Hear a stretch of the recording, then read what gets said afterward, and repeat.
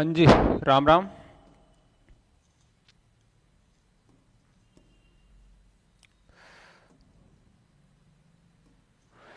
राम राम साथियों, स्वागत है आप सभी का मेवाड़ क्लासेस के इस यूट्यूब प्लेटफॉर्म पर। एक बार बता दीजिए कि मेरे को आवाज़ आ रही है या नहीं आ रही है।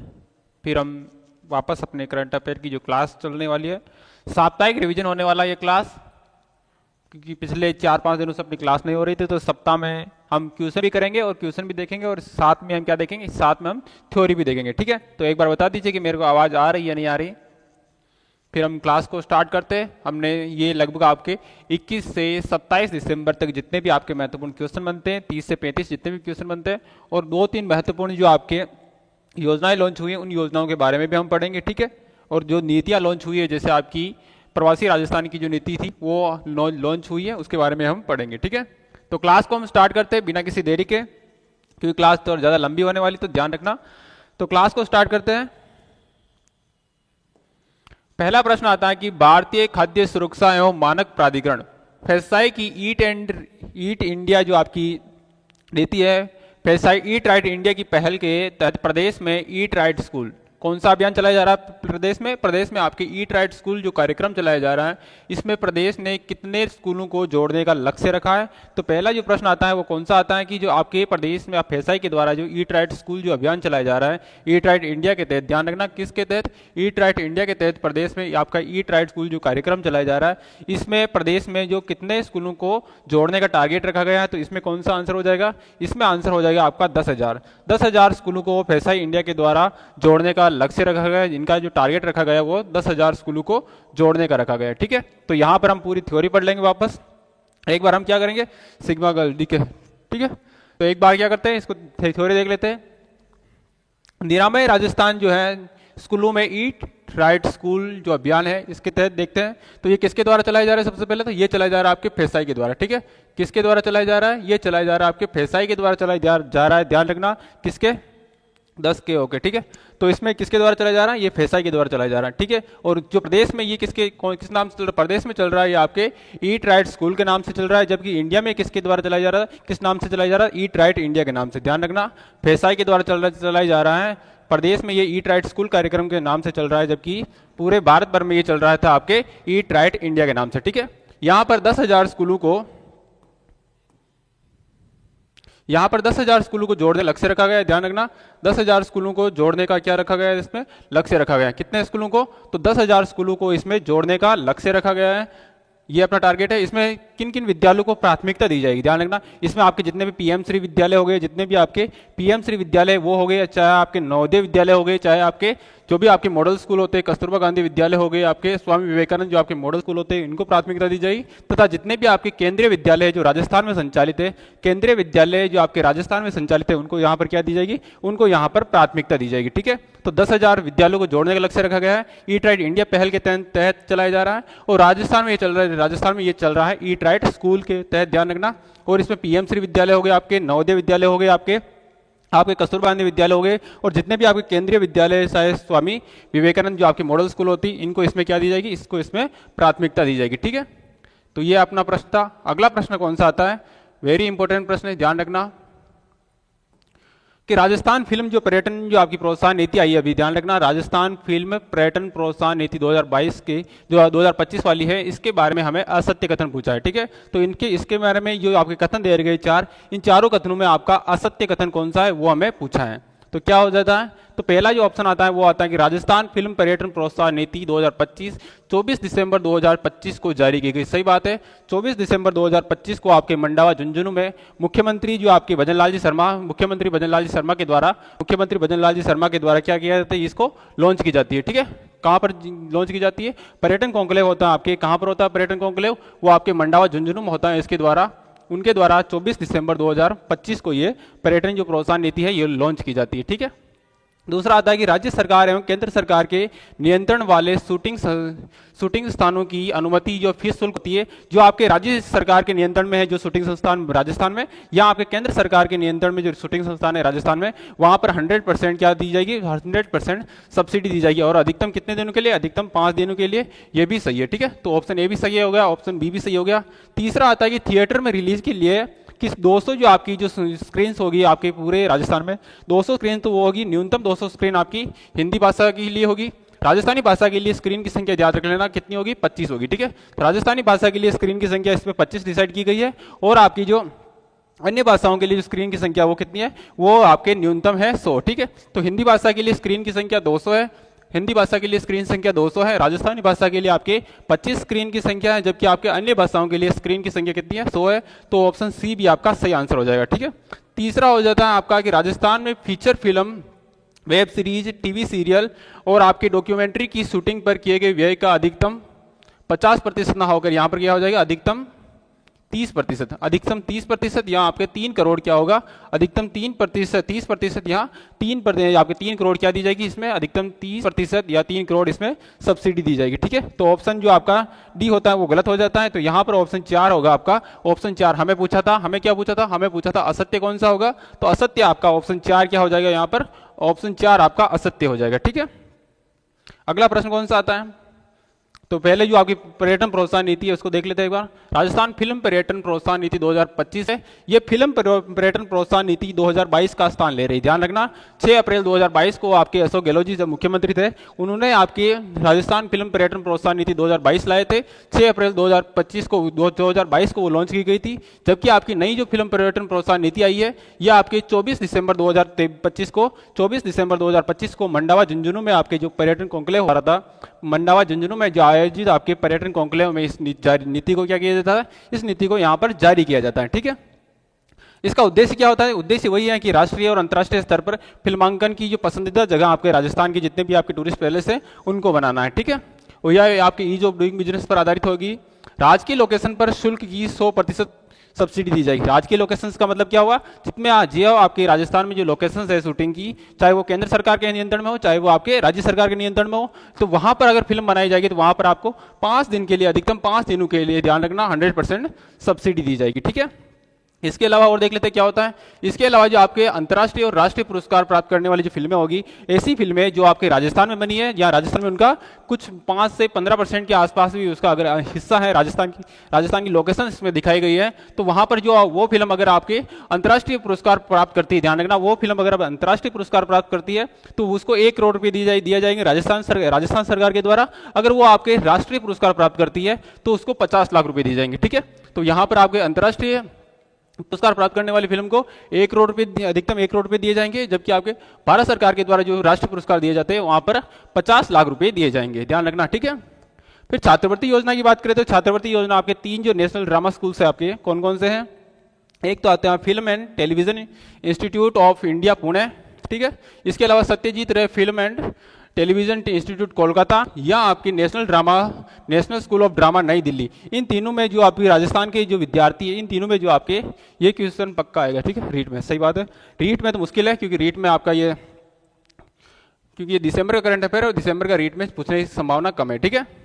ध्यान रखना, ये आ गया कि यहाँ पर ये 3 जो आपके हैं, film and television institute of Pune हो गया, इसके अलावा सत्यजीत रे फिल्म एंड टेलीविजन आपके इंस्टीट्यूट कोलकाता हो गया, चाहे इसके अलावा जो आपका नेशनल स्कूल ऑफ ड्रामा, इन तीनों जो आपके स्कूल ड्रामा में आपके जो राजस्थान की जो बच्चे हैं, राजस्थान के जो छात्र हैं वो यहाँ पर पढ़ते हैं या इसमें प्रशिक्षण प्राप्त कर रहे हैं या इसमें अध्ययन कर रहे हैं, तो उन छात्रों को ध्यान रखना अधिकतम 50,000 रुपए की, ठीक है, जो आपकी 100% ट्यूशन फीस दी जाएगी। इसके अलावा जो आपका 5,000 रुपए स्टाइपेंड, 100% स्टाइपेंड दिया जाएगा, ठीक है।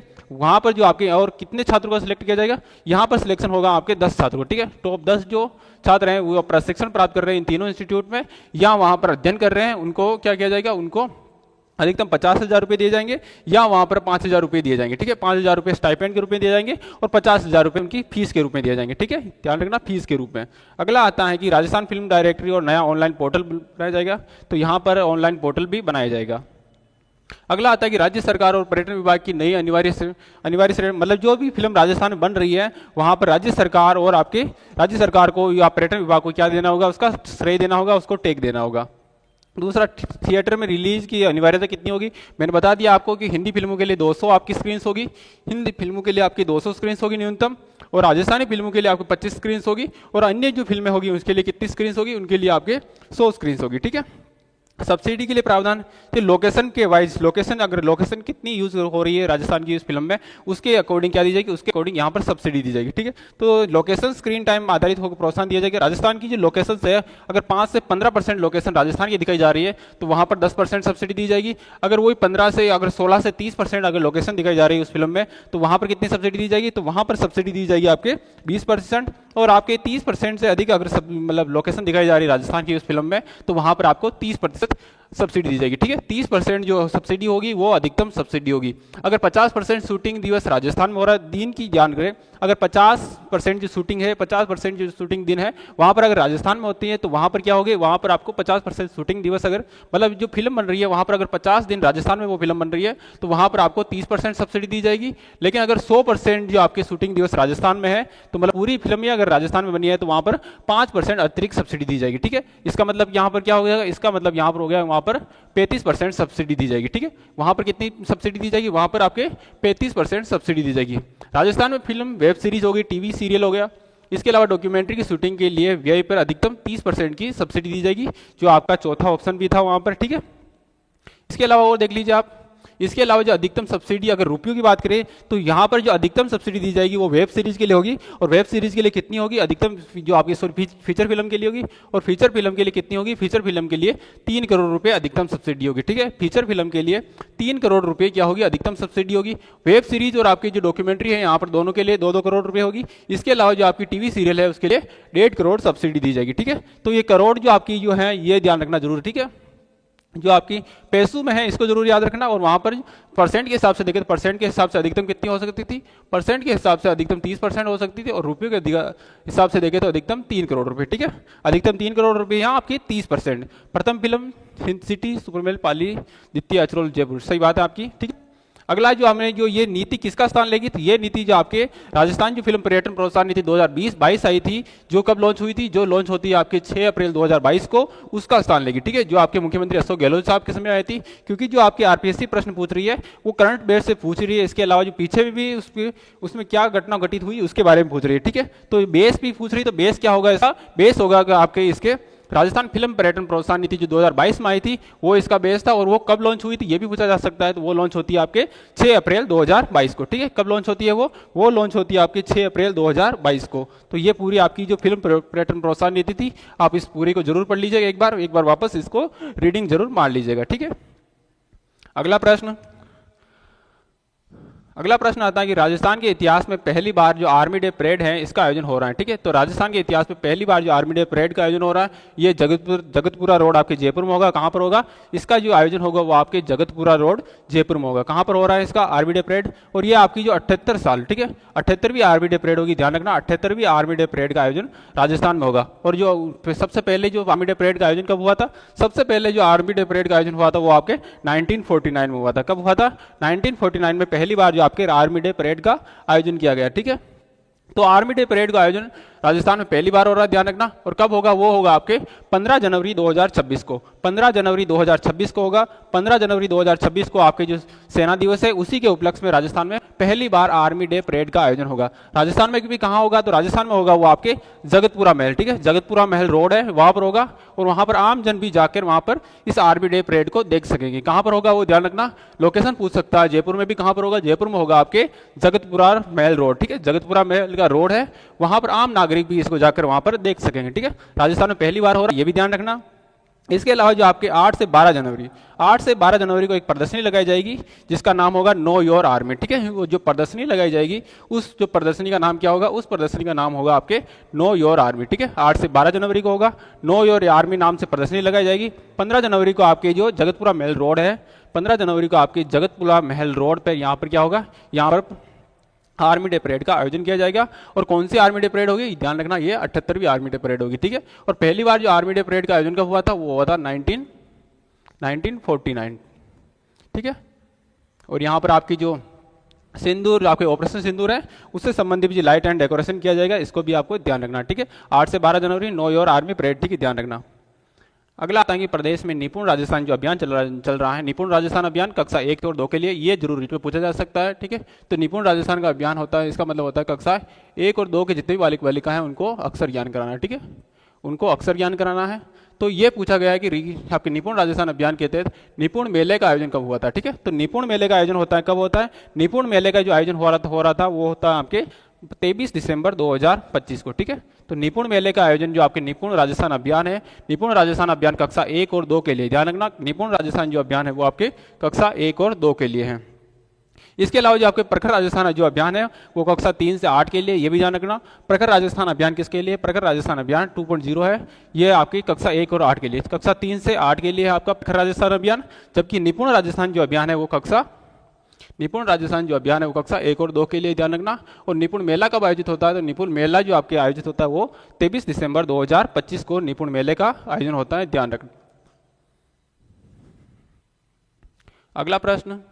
अगला प्रश्न आता है कि मुख्य सचिव श्री वी श्रीनिवासन ने केंद्र सरकार की नवाचार sectoral group of secretaries, sectoral जो आपके ग्रुप ऑफ सेक्रेटरीज है, ये आपके आने वाले सीटी वगैरह में, एलडीसी वगैरह में जरूर पूछा जा सकता है। राजस्थान में लागू कर दिया गया है, इसका उद्देश्य क्या है? ठीक है, तो कौन सा है आपका, ध्यान रखना, sectoral group of secretaries. Secretary जो आपके ग्रुप ऑफ सेक्रेटरीज है, यह केंद्र सरकार में ये पहल नवाचार को लागू किया गया था। सबसे पहले ध्यान रखना, केंद्र सरकार ने इस नवाचार पहल को जो लागू किया था, और केंद्र सरकार में ये नवाचार जो पहल थी वो क्या होती, सफल हो गई थी। इसी के तर्ज पर राजस्थान में भी आपके मुख्य सचिव जो है आपके वी श्रीनिवासन साहब, ये आपके 46वें मुख्य सचिव है, ध्यान रखना 46वें मुख्य सचिव है वी श्रीनिवासन साहब। इन्होंने भी केंद्र सरकार के सहयोग से, मतलब केंद्र सरकार में जो आपके सेक्टोरल ग्रुप ऑफ जो आपके सेक्रेटरीज लागू किया गया था, इसी की तर्ज पर राजस्थान में भी लागू कर दिया गया है। तो इसका उद्देश्य क्या है? हमें क्या पूछा है? हमें पूछा है कि जनता की समस्या का निवारण वाला पोर्टल। नहीं, इसका आंसर क्या हो जाएगा? इसका आंसर हो जाएगा प्रशासन में सुशासन लाना। ठीक है,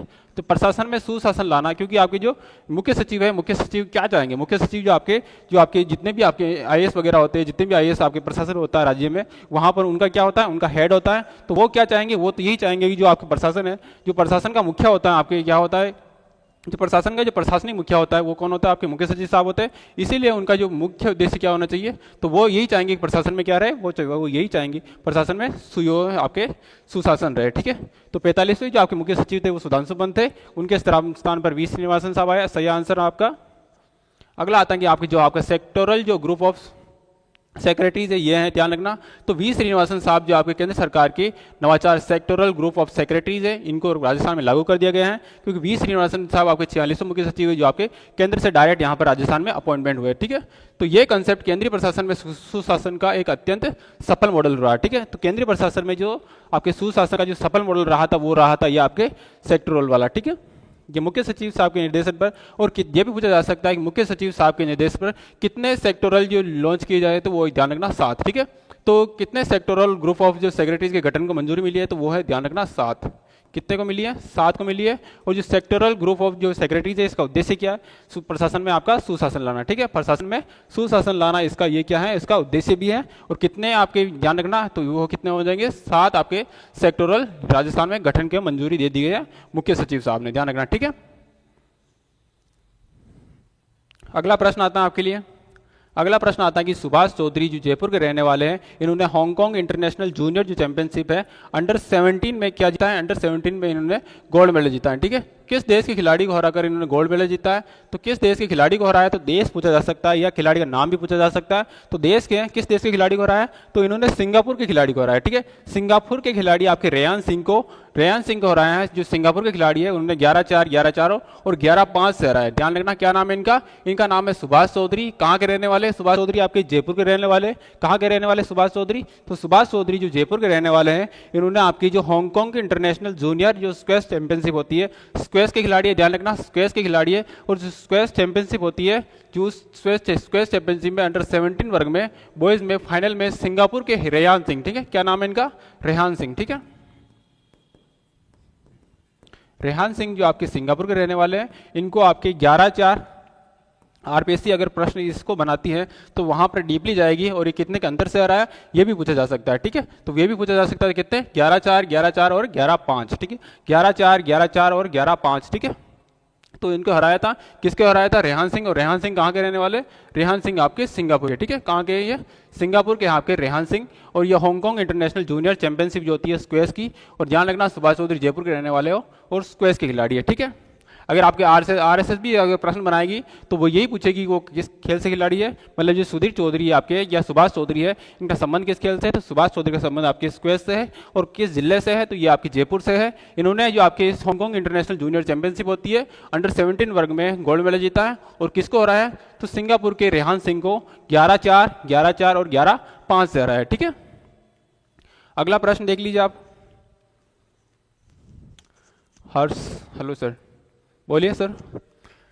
अगला प्रश्न आता है कि सिंगल होलिस्टिक जो प्रोक्योरमेंट पोर्टल है आपका SHPP है, किस विभाग के तत्वाधान में विकसित प्लेटफॉर्म है। ठीक है, कौन नाम है इसका, इसका नाम है आपके सिंगल होलिस्टिक जो आपका प्रोक्योरमेंट पोर्टल है। ये कब लागू होता है, ध्यान रखना, ये आपके 24 दिसंबर को लागू होता है। ठीक है, ये भी कब लागू होता है, ये आपके 24 दिसंबर को लागू होता है राजस्थान में। जबकि इसको ट्रायल के तौर पर कब लागू किया जाता है, पूछा जा सकता है। इसको ट्रायल के तौर पर लागू किया जाता है आपके जून 2025 में। ठीक है, जून 2025 में 7 विभागों में, ध्यान रखना, जून 2025 में राजस्थान में 7 विभागों में जो आपका प्रोक्योरमेंट पोर्टल है आपका SHPP है, इसको लागू किया जाता है। और लास्ट में किस विभाग के तहत इसको लागू किया जाता है, तो वो सिंगल विभाग पूछ लिया जाए तो सिंगल विभाग होगा आपका वित्त विभाग। ठीक है, तो वित्त विभाग के अंतर्गत वित्त विभाग के तत्वाधान में इसको लागू किया जाता है। सिंगल विभाग पूछ लिया जाए तो, और ट्रायल हुआ था इसका ट्रायल के रूप में इसको लागू किया जाता है। जून 2025 में 7 विभागों में इसको ट्रायल के रूप में लागू किया गया था। ठीक है, सिंगल होलिस्टिक जो प्रोक्योरमेंट पोर्टल है, ध्यान रखना ना, ये है आपका जो आपका SHPP है। SHPP एक एकीकृत प्रणाली है, एक इंटीग्रेटेड प्रणाली है, जिसमें आपका SHPP ई प्रोक्योरमेंट जेम हो गया, वेम हो गया, जिससे प्लेटफॉर्म को एकीकृत कर दिया जाए। मतलब 3-4 जो पोर्टल है इनको क्या किया जाता है, यहाँ पर मिलाया गया है। ठीक है, उनको एक कर दिया गया है। उद्देश्य क्या है, उद्देश्य है कि वित्त विभाग जो है इसके तत्वाधान में उपागम प्रणाली को और अधिक पारदर्शी बनाना, प्रभावी बनाना। ठीक है, पारदर्शी बनाएंगे, प्रभावी बनाएंगे और उसको डिजिटलाइज करेंगे। ठीक है, पूर्णतः हम क्या करेंगे, उसको डिजिटलाइज करेंगे। ध्यान रखना, वो आपके ट्रायल के तौर पर कब लागू हुआ था, ये ट्रायल के तौर पर ये लागू होता है जून 2025 में लागू होता है। कितने विभागों में लागू होता है, 7 विभागों में लागू होता है। ठीक है, लास्ट में लॉन्च किस में किया जाता है, लास्ट में लॉन्च होता है आपके वित्त विभाग के तत्वाधान में। तो किस विभाग के तत्वाधान में लॉन्च होता है, लास्ट में आपके वित्त विभाग के तत्वाधान में इसको लॉन्च कर दिया जाता है। ठीक है, इस प्रश्न को देखिए आप।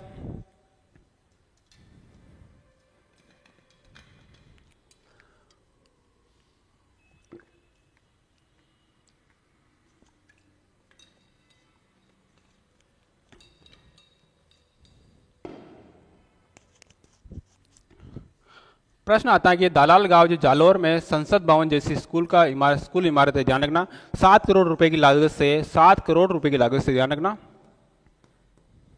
7 करोड़ रुपए की लागत से डॉक्टर अशोक जैन ने, ध्यान रखना, डॉक्टर अशोक जैन ने 7 करोड़ रुपए की लागत से डॉक्टर अशोक जैन ने एक स्कूल बनाई है। कहाँ पर बनाई है, तो पूछा जा सकता है गांव कौन सा, दालाल गांव जालोर में बनाई है। इससे पहले एक स्कूल बनाई थी आपके, ठीक है, तो वो बनी थी आपके राजमंद में बनी थी। राजमंद में किस गांव में बनी थी, उसको भी ध्यान बता दीजिए, क्योंकि वो भी पूछा जा सकती है। ठीक है, तो आपके ये डॉक्टर अशोक जैन है, ये आपके NRI व्यापारी है, ध्यान रखना, NRI है, आपके प्रवासी राजस्थानी व्यापारी है। इन्होंने 7 करोड़ रुपए की लागत से डॉक्टर अशोक जैन ने क्या दालाल गांव जालोर में अपने जो पैतृक गांव में इन्होंने क्या बनाई थी, एक संसद भवन के निर्माण जैसी, संसद भवन की जैसी आकृति वाली एक स्कूल इमारत का निर्माण किया है। डॉक्टर अशोक जैन है, ध्यान रखना, और ये आपके NRI व्यापारी है। ठीक है, NRI है मतलब प्रवासी राजस्थानी है। क्या है, प्रवासी राजस्थानी है। इन्होंने अपने पैतृक गांव आपके दालोल में क्या किया, दालाल गांव जो आपका इनका पैतृक गांव है जालोर में है, यहाँ पर संसद भवन जैसी एक आकृति का निर्माण, आकृति जैसी संसद भवन जैसी आकृति वाली एक स्कूल का निर्माण किया है। ठीक है, तो इनका निर्माता कौन है, नाम क्या है इनका, इनका नाम है डॉक्टर अशोक जैन, जो आपके NRI है। इस प्रकार की एक स्कूल का निर्माण किया है, ध्यान रखना। यहाँ पर तो पिक्चर थोड़ी फट रही है, लेकिन पूरी जो संसद टाइप में क्या है, पूरी जो आपकी संसद होती है उसी आकृति की क्या है, यहाँ पर उसी आकृति की यहाँ पर आपके स्कूल का निर्माण है। और इसकी लागत कितनी आई है, इसकी लागत आई आपके 7 करोड़ रुपए आई है। तो पूछा जा सकता है दालाल गांव है और आपके दानदाता है, तो दानदाता पूछा जा सकता है कौन है, दानदाता है आपके डॉक्टर अशोक जैन। ठीक है, इनका पैतृक गांव है दालाल गांव जो जालोर में है। स्वाईपुरा गांव इंपॉर्टेंट है। आपके जो CSIR के द्वारा, CSIR है आपके, CSIR के द्वारा पूरे प्रदेश भर में एक मिशन चलाया गया था, पूरे देश भर में स्मार्ट विलेज मिशन। ठीक है, क्या नाम है उसका, उसका नाम है आपका smart village mission. Smart village mission के तहत पूरे देश के टॉप 6 गाँव को चुना गया। ठीक है, टॉप 6 जो गांव है उनको चुना गया था, और वहां पर जो स्मार्ट विलेज बनाया जाएगा उन 6 गाँव को चुना गया था। उन 6 गाँव को क्या बनाया जाएगा, उन 6 गाँव को आपके स्मार्ट विलेज बनाया जाएगा। ठीक है, उसमें राजस्थान का एक गाँव आया है, राजस्थान का एक गाँव आया है, उसका नाम है स्वाईपुरा। राजस्थान का एक गांव आया, उसका नाम है स्वाईपुरा। ठीक है, स्वाईपुरा गांव जो आपके कहाँ पर है, पाली जिले में है, पाली जिले की रोहट तहसील में है। तो यहाँ पर जो आपके राजस्थान का एकमात्र गांव आया है उसका नाम है स्वाईपुरा गांव, जो आपके पाली जिले के रोहट तहसील में स्थित है। तो यहाँ पर इसका जो शुभारंभ होता है, आपके स्मार्ट विलेज मिशन का शुभारंभ स्वाईपुरा गांव में कब होता है? ठीक है, तो स्वाईपुरा गांव में जो स्मार्ट विलेज मिशन का जो शुभारंभ होता है वो होता है 20 दिसंबर 2025 को। अभी हाल ही में हुआ है, ध्यान रखना, 20 दिसंबर 2025 को CSIR की एक पहल है। कौन सी पहल है? स्मार्ट विलेज मिशन में। इसमें देश भर के 6 गाँवों को चुना गया। उन 6 गाँवों में राजस्थान का एक गाँव आया है स्वाईपुरा गाँव, जो आपके पाली जिले में है, रोहट तहसील में है। तो पूछा जा सकता है। ठीक है, तो इस प्रश्न को पूछे जाने की संभावना है। तो ये किसके द्वारा लॉन्च किया गया? सबसे पहले तो ये आपके वैज्ञानिक एवं औद्योगिक अनुसंधान परिषद जो है CSIR है, उसके द्वारा ये आपका स्मार्ट विलेज मिशन लॉन्च किया गया। ध्यान रखना, राजस्थान का जो स्वाईपुरा गांव है 6 चरणों में, ध्यान रखना, पूरे देश भर के 6 गांव हैं, 6 गांवों को चुना गया है। और आपके ये क्या है, ये यहाँ आपके 6 चरणों में चलेगा। ठीक है, 6 चरणों में इसको स्मार्ट विलेज बनाया जाएगा और देश के 6 गांव हैं। तो 6 याद रखना। और इसका उद्देश्य क्या है? इसका उद्देश्य वही PM विकसित भारत योजना है, जो आपके 2047 तक प्रधानमंत्री का जो सपना है कि विकसित भारत बनाएंगे, उसको साकार करने के लिए CSIR के द्वारा चलाया गया है। ठीक है, तो ये कब शुभारंभ होता है? इसका शुभारंभ होता है 20 दिसंबर 2025 को होता है। 20 दिसंबर 2025 को इसका शुभारंभ होता है, आपको ये भी ध्यान रखना है। ठीक है, 6 चरण होंगे, देश भर के 6 गांव हैं, 6 से आप याद रख सकते हो। अगला आता है कि पश्चिमी क्षेत्र सांस्कृतिक केंद्र द्वारा 21 दिसंबर से 30 दिसंबर तक आपके 21 दिसंबर से 30 दिसंबर तक जो उदयपुर में आपके हवाला शिल्प ग्राम उत्सव का आयोजन हो रहा है, इसका उद्घाटन किसने किया था? ठीक है, तो इसका जो उद्घाटन किसने किया ये पूछा गया हमें। 21 दिसंबर से आपके 30 दिसंबर तक जो हवाला शिल्प ग्राम चल रहा है, कहाँ पर चल रहा है? वो चल रहा है आपके उदयपुर में। हवाला शिल्प ग्राम उत्सव जो चल रहा है वो आपके उदयपुर में चल रहा है। इसका उद्घाटन किसने किया? ठीक है, तो सबसे पहले तो आपको अगर पॉलिटी पढ़ी हो आपने तो आपके लिए ये आएगा कि जरूर पढ़ा होगा आपने कि पश्चिम क्षेत्र जो सांस्कृतिक केंद्र होता है, इसका पदेन जो आपके अध्यक्ष होते हैं, इसके पदेन अध्यक्ष होते हैं आपके राज्यपाल साहब। ठीक है, इसके पदेन अध्यक्ष कौन होते हैं? इसके पदेन अध्यक्ष होते हैं आपके राज्यपाल साहब होते हैं। राज्यपाल साहब इसके पदेन अध्यक्ष होते हैं। पश्चिमी क्षेत्र सांस्कृतिक केंद्र के पदेन अध्यक्ष होते हैं वो आपके राज्यपाल साहब होते हैं। ठीक है, तो इसका जो उद्घाटन भी कौन करेंगे? उद्घाटन भी स्वाभाविक सी बात है, जो इसका पदेन अध्यक्ष होगा वही मैक्सिमम चांस होते हैं कि क्या करते हैं? उद्घाटन करते हैं। ठीक है, तो राज्यपाल हरिबाबू बागड़े साहब के द्वारा इसका उद्घाटन किया जाता है। कब किया जाता है? 21 दिसंबर को किया जाता है। और हवाला शिल्प ग्राम जो उत्सव है वो कब तक चलेगा? 21 दिसंबर से आपके 30 दिसंबर तक चलेगा। ठीक है, तो यहाँ पर 2 अवार्ड दिए गए थे, 2 अवार्ड काफी इंपॉर्टेंट हो जाते हैं, ध्यान रखना। तो सबसे पहले पश्चिमी क्षेत्र सांस्कृतिक केंद्र, इसका उद्घाटन 21 दिसंबर को किया जाता है, राज्यपाल हरिबाबू बागड़े के द्वारा किया जाता है। जो आपकी जो उत्सव है वो कब तक चलेगा? वो चलेगा आपके 30 दिसंबर तक। ठीक है, अगला आता है कि डॉक्टर कोमल कोठारी जो लाइफ टाइम जो अचीवमेंट अवार्ड है, ध्यान रखना, लोक कला पुरस्कार है, लाइफ टाइम अचीवमेंट अवार्ड, ये 2 जनों को दिया जाता है। दोनों आपसे क्या कर सकते हैं? पूछा जा सकता है। एक तो आपके रामनाथ चौधरी है, ध्यान रखना, जयपुर के रहने वाले आपके रामनाथ चौधरी, जो आपके नाक से अलगोजा बजाते हैं। ठीक है, नाक से अलगोजा बजाने वाले अलगोजा वादक है, ध्यान रखना। नाक से अलगोजा बजाने के लिए इनको डॉक्टर कमल कोठारी स्मृति जो लाइफ टाइम जो लोक कला पुरस्कार है, लाइफ टाइम अचीवमेंट, वो दिया गया है। ठीक है, इसके अलावा जो एक गुजरात के रहने वाले, ध्यान रखना, गुजरात के रहने वाले डॉक्टर निरंजन वल्लभ भाई राज्यगुरु, राजकोट गुजरात के रहने वाले, इन्होंने क्या किया? तो इन्होंने किया है आपके लगभग आपके 700 घंटे, ठीक है, 700 घंटे का संगीत रिकॉर्ड किया है। ठीक है, 700 घंटे के जो संगीत होता है उसको रिकॉर्ड किया है, भक्ति संगीत को है उसको रिकॉर्ड किया है। क्या नाम है इसका? 700 घंटे का संगीत को रिकॉर्ड करने के लिए क्या नाम है इनका? डॉक्टर निरंजन वल्लभ भाई राज्यगुरु। ठीक है, जो आपके राजकोट के रहने वाले डॉक्टर निरंजन वल्लभ भाई राज्यगुरु है, ध्यान रखना, डॉक्टर निरंजन वल्लभ भाई जो राज्यगुरु है, इनको 700 घंटे के संगीत रिकॉर्ड करने के कारण जो आपके राजकोट के रहने वाले इनको दिया गया। इसके अलावा किसको दिया गया? इसके अलावा दिया गया आपके रामनाथ चौधरी, जो आपके नाक से अलगोजा बजाते हैं। ठीक है, इसके अलावा जो आपकी रामनाथ चौधरी को दिया गया है, जो आपके नाक से क्या करते हैं? नाक से अलगोजा बजाते हैं। ठीक है, इन दोनों को दिया गया है। तो राशि में क्या दिया? पुरस्कार राशि भी ध्यान रखें, तो पुरस्कार राशि 2,51,000 रुपये। ठीक है, पुरस्कार राशि दी जाती है 2,51,000 रुपये। कहीं कहीं ये भी मिलता है कि 2,50,000 रुपये। तो आपको 2.5 लाख याद रखनी है। ठीक है, कितनी याद रखनी है आपको? 2.5 लाख याद रखनी है। या तो 2,51,000 आए तो वो भी सही कर देना, और 2,50,000 आए तो वो भी आपको सही कर देना। ठीक है, इसके अलावा एक रजत पट्टिका भी दी जाती है। 2 नाम है, याद रखना, डॉक्टर निरंजन वल्लभ भाई, इसके अलावा आपके रामनाथ चौधरी, दोनों को दिया गया है लाइफ टाइम अचीवमेंट अवार्ड। ठीक है, अगला आता है कि निम्नलिखित में से कौन सा कथन आपका असत्य है। ठीक है, तो ये आपकी 4 कथन दिए गए, इनमें से असत्य कथन कौन सा, हमें ये पूछा गया है। एक कथन आता है कि सरस मायरा जो योजना है, सरस मायरा योजना में दूध जो उत्पादक है इसकी बेटी के शादी पर 21,000 रुपये का मायरा भरा जाता है। सही बात है कि जो दुग्ध उत्पादक है, इस सरस मायरा जो योजना चलाई जाती है राजस्थान सरकार के द्वारा, जो RCDF के द्वारा, इसके तहत जो आपके बेटी के दुग्ध उत्पादक है उसकी बेटी की शादी पर 21,000 रुपये का मायरा भरा जाता है। तो ये कथन आपका क्या है, ये कथन आपका सही है। ठीक है, PM कुसुम योजना में राजस्थान कुसुम A और कुसुम C में प्रथम स्थान पर है। PM कुसुम योजना राजस्थान में PM जो कुसुम A में तो राजस्थान पहले स्थान पर है, लेकिन कुसुम C की आपकी कुसुम C या C घटक में राजस्थान तीसरे स्थान पर है। ठीक है, तो आप ध्यान रखना ABC, तो A में तो आपका राजस्थान पहले स्थान पर है, घटक A में राजस्थान पहले स्थान पर है, जबकि घटक C में राजस्थान तीसरे स्थान पर है। ध्यान रखना। ठीक है, अगला आता है कि राज्य सरकार के 2 वर्ष पूर्ण होने के दरमियान राज्य स्तरीय महिला सशक्तिकरण जो सम्मेलन होता है, राज्य स्तरीय महिला सम्मेलन या राज्य स्तरीय महिला सशक्तिकरण सम्मेलन धौलपुर में आयोजित होता है। ये भी सही बात है। ठीक है, तो ये आपका ऑप्शन बी होगा, गलत हो जाएगा। और मेडिकल टूरिज्म को बढ़ावा देने के लिए हील इन राजस्थान पॉलिसी 2025, ध्यान रखना, मेडिकल टूरिज्म को, राजस्थान में मेडिकल टूरिज्म को बढ़ावा देने के लिए हील इन जो पॉलिसी आपके हील इन राजस्थान पॉलिसी 2025 से लॉन्च की गई है राजस्थान में। ठीक है, तो ऑप्शन ए भी सही है, ऑप्शन सी भी सही है, ऑप्शन डी भी सही है। जबकि यहाँ पर आपके कुसुम ए में राजस्थान या घटक ए में राजस्थान, कुसुम योजना के घटक ए में राजस्थान पहले स्थान पर है और घटक सी में राजस्थान तीसरे स्थान पर है। ध्यान रखना, घटक सी में राजस्थान तीसरे स्थान पर है, तो ऑप्शन बी होगा आपका, ऑप्शन बी होगा वो आपका गलत आंसर हो जाएगा। ठीक है, तो यहाँ पर ऑप्शन बी सही हो जाएगा, यहाँ पर ऑप्शन बी गलत हो जाएगा। ठीक है, क्योंकि हमें पूछा था गलत कौन सा है। तो राज्य सरकार के 2 वर्ष पूर्ण होने पर जितनी भी घोषणा की गई है उसके बारे में देख लेते हैं एक बार, कौन कौन सी घोषणा की गई है। स्वास्थ्य के क्षेत्र में क्या क्या घोषणा की गई वो भी देख लेते हैं। तो स्वास्थ्य के क्षेत्र में राजस्थान के नागरिक अब अन्य राज्यों में जाकर कैशलेस इलाज करा सकेंगे। ठीक है, राजस्थान के राज्य नागरिक जो है वो अन्य राज्यों में जाकर भी क्या करा सकेंगे, अन्य राज्यों में जाकर भी क्या करेंगे, कैशलेस जो इलाज करा सकेंगे। ये भी राजस्थान, ऐसा राजस्थान करने वाला राजस्थान देश का पहला राज्य बन चुका है। ठीक है, तो आउटबाउंड जो पॉलिसी लागू हुई है उसके तहत राजस्थान की जो आपके नागरिक है, जो लाभार्थी है, वो अन्य राज्यों में जाकर भी क्या करा सकेंगे, अपना केसलेस इलाज करा सकेंगे। ठीक है, मेडिकल जो टूरिज्म को बढ़ावा देने के लिए heal in Rajasthan policy 2025 launch कर दी गई है। Heal in Rajasthan policy medical tourism को बढ़ावा देने के लिए लॉन्च की गई है, ये ध्यान रखना। ठीक है, अगला आता है कि हब एंड स्पोक मॉडल के तहत निःशुल्क जांच का दायरा, ध्यान रखना किस मॉडल के तहत, हब एंड स्पोक मॉडल के तहत, हब एंड स्पोक मॉडल के तहत निःशुल्क जांच का दायरा बढ़ा है। थैलेसीमिया और ये आपका सिकल सेल एनीमिया जैसे रोगों की जांच अब स्कूल में भी होगी। ठीक है, थैलेसीमिया और सिकल सेल जो एनीमिया जो रोग है ये क्या है आपके, ये आपके आनुवंशिक रोग है, ध्यान रखना आनुवंशिक रोग है। डेयरी और पशुपालन के सरस क्षेत्र में क्या हुआ है, तो सरस मायरा जो योजना है इसमें दुग्ध उत्पादक है, दुग्ध उत्पादक की बेटी के जो आपका बेटी की शादी होती है तो वहाँ पर 21,000 रुपये की सहायता दी जाती है।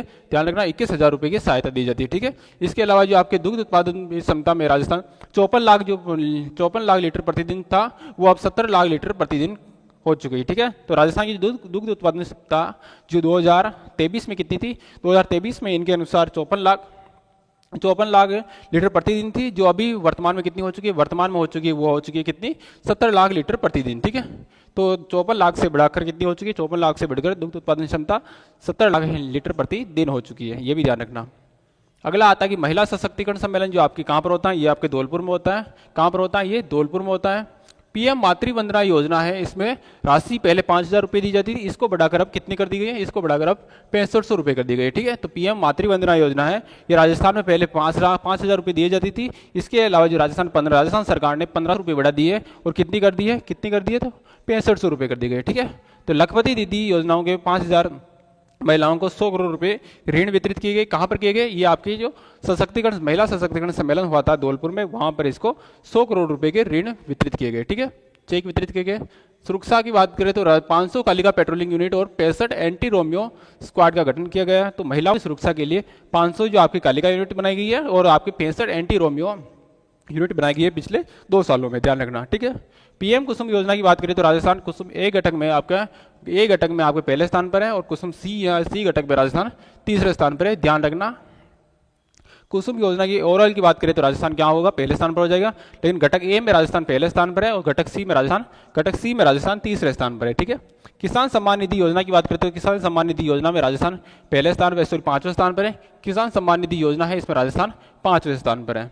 अगला आता है कि जयपुर के जवाहर कला केंद्र में राज्य स्तरीय जो आपके 2 साल का जो वर्षगांठ हुई थी, इसका राज्य स्तरीय आयोजन कहाँ पर होता है, तो इसका राज्य स्तरीय आयोजन हुआ था आपके JKK यहाँ जवाहर कला केंद्र में हुआ था। ठीक है, राज्य स्तरीय प्रदर्शनी का वहाँ पर आयोजित होता है। और RUHS में 20 करोड़ रुपए की लागत से आपके क्रिटिकल केयर ब्लॉक बनाए गए, ठीक है। तो 20 करोड़ रुपए की लागत से RUHS में कहाँ बनाए गए, RUHS में आपके अभी जो एक नीति आई थी जिसके अंदर एक RUHS को किसमें बदला जाएगा, तो RUHS को आपके बदला जाएगा रिम्स में, ठीक है। एम्स की तर्ज पर रिम्स में बदला जाएगा, किसको बदला जाएगा, वो बदला जाएगा RUHS को, ठीक है। यहाँ पर 20 करोड़ रुपए की लागत से क्रिटिकल केयर जो ब्लॉक है वो भी स्थापित किए गए पिछले 2 सालों में। अगला आता है कि सुप्रीम कोर्ट के नियमानुसार राजस्थान में गोडाउन के लिए संरक्षित क्षेत्र बढ़ाकर 14,13 वर्ग किलोमीटर कर दिया गया है। अब इसमें कितने मेगावाट से अधिक के सोलर प्रोजेक्ट, विंड प्रोजेक्ट और ओवरहेड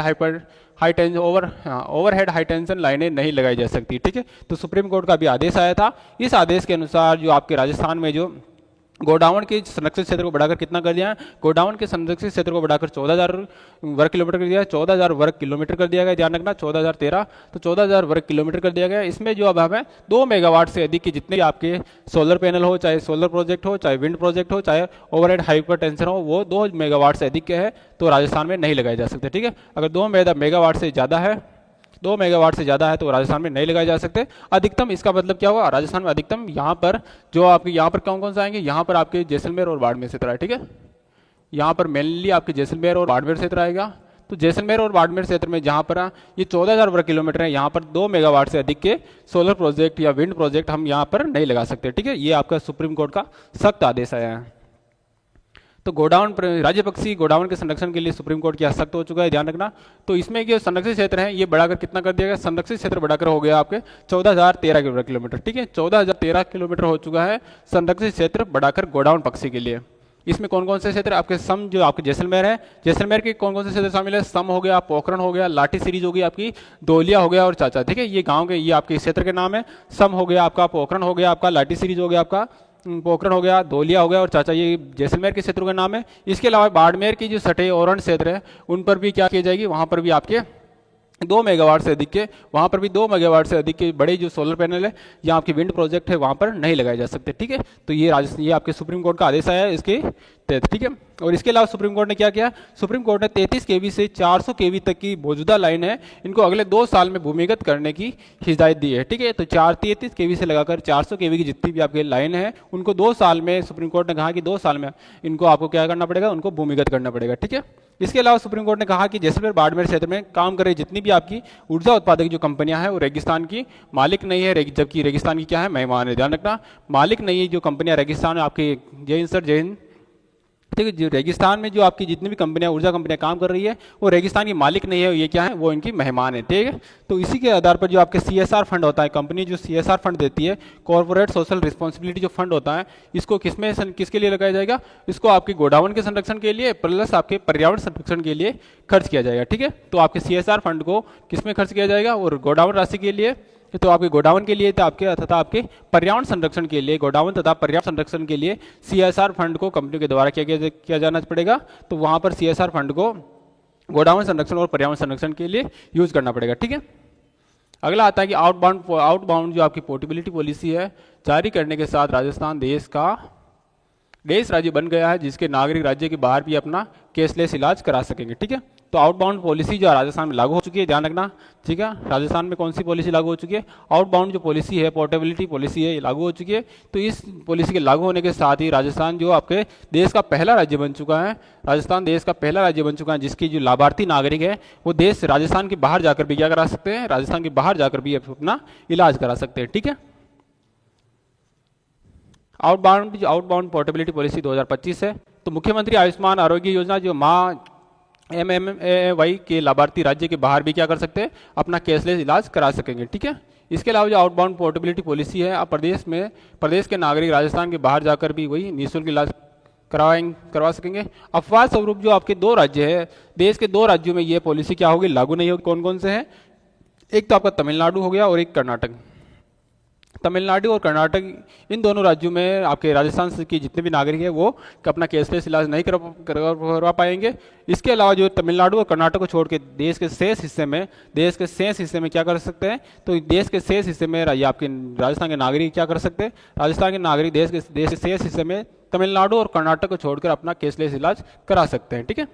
राजस्थान देश का पहला राज्य बन गया है जिसने अपने सभी पात्र लाभार्थियों को जो आपको प्रधानमंत्री जन आरोग्य योजना एप्लीकेशन के माध्यम से बाहर के सूचीबद्ध अस्पतालों से जोड़ दिया है। ठीक है, किसके तहत? तो प्रधानमंत्री जन आरोग्य योजना के तहत राजस्थान ने देश के जितने भी जो आपके अस्पताल है, जो हॉस्पिटल है, उनके माध्यम उनको जोड़ दिया गया। ठीक है, कौन कौन से राज्यों को छोड़कर? तमिलनाडु और कर्नाटक को छोड़कर।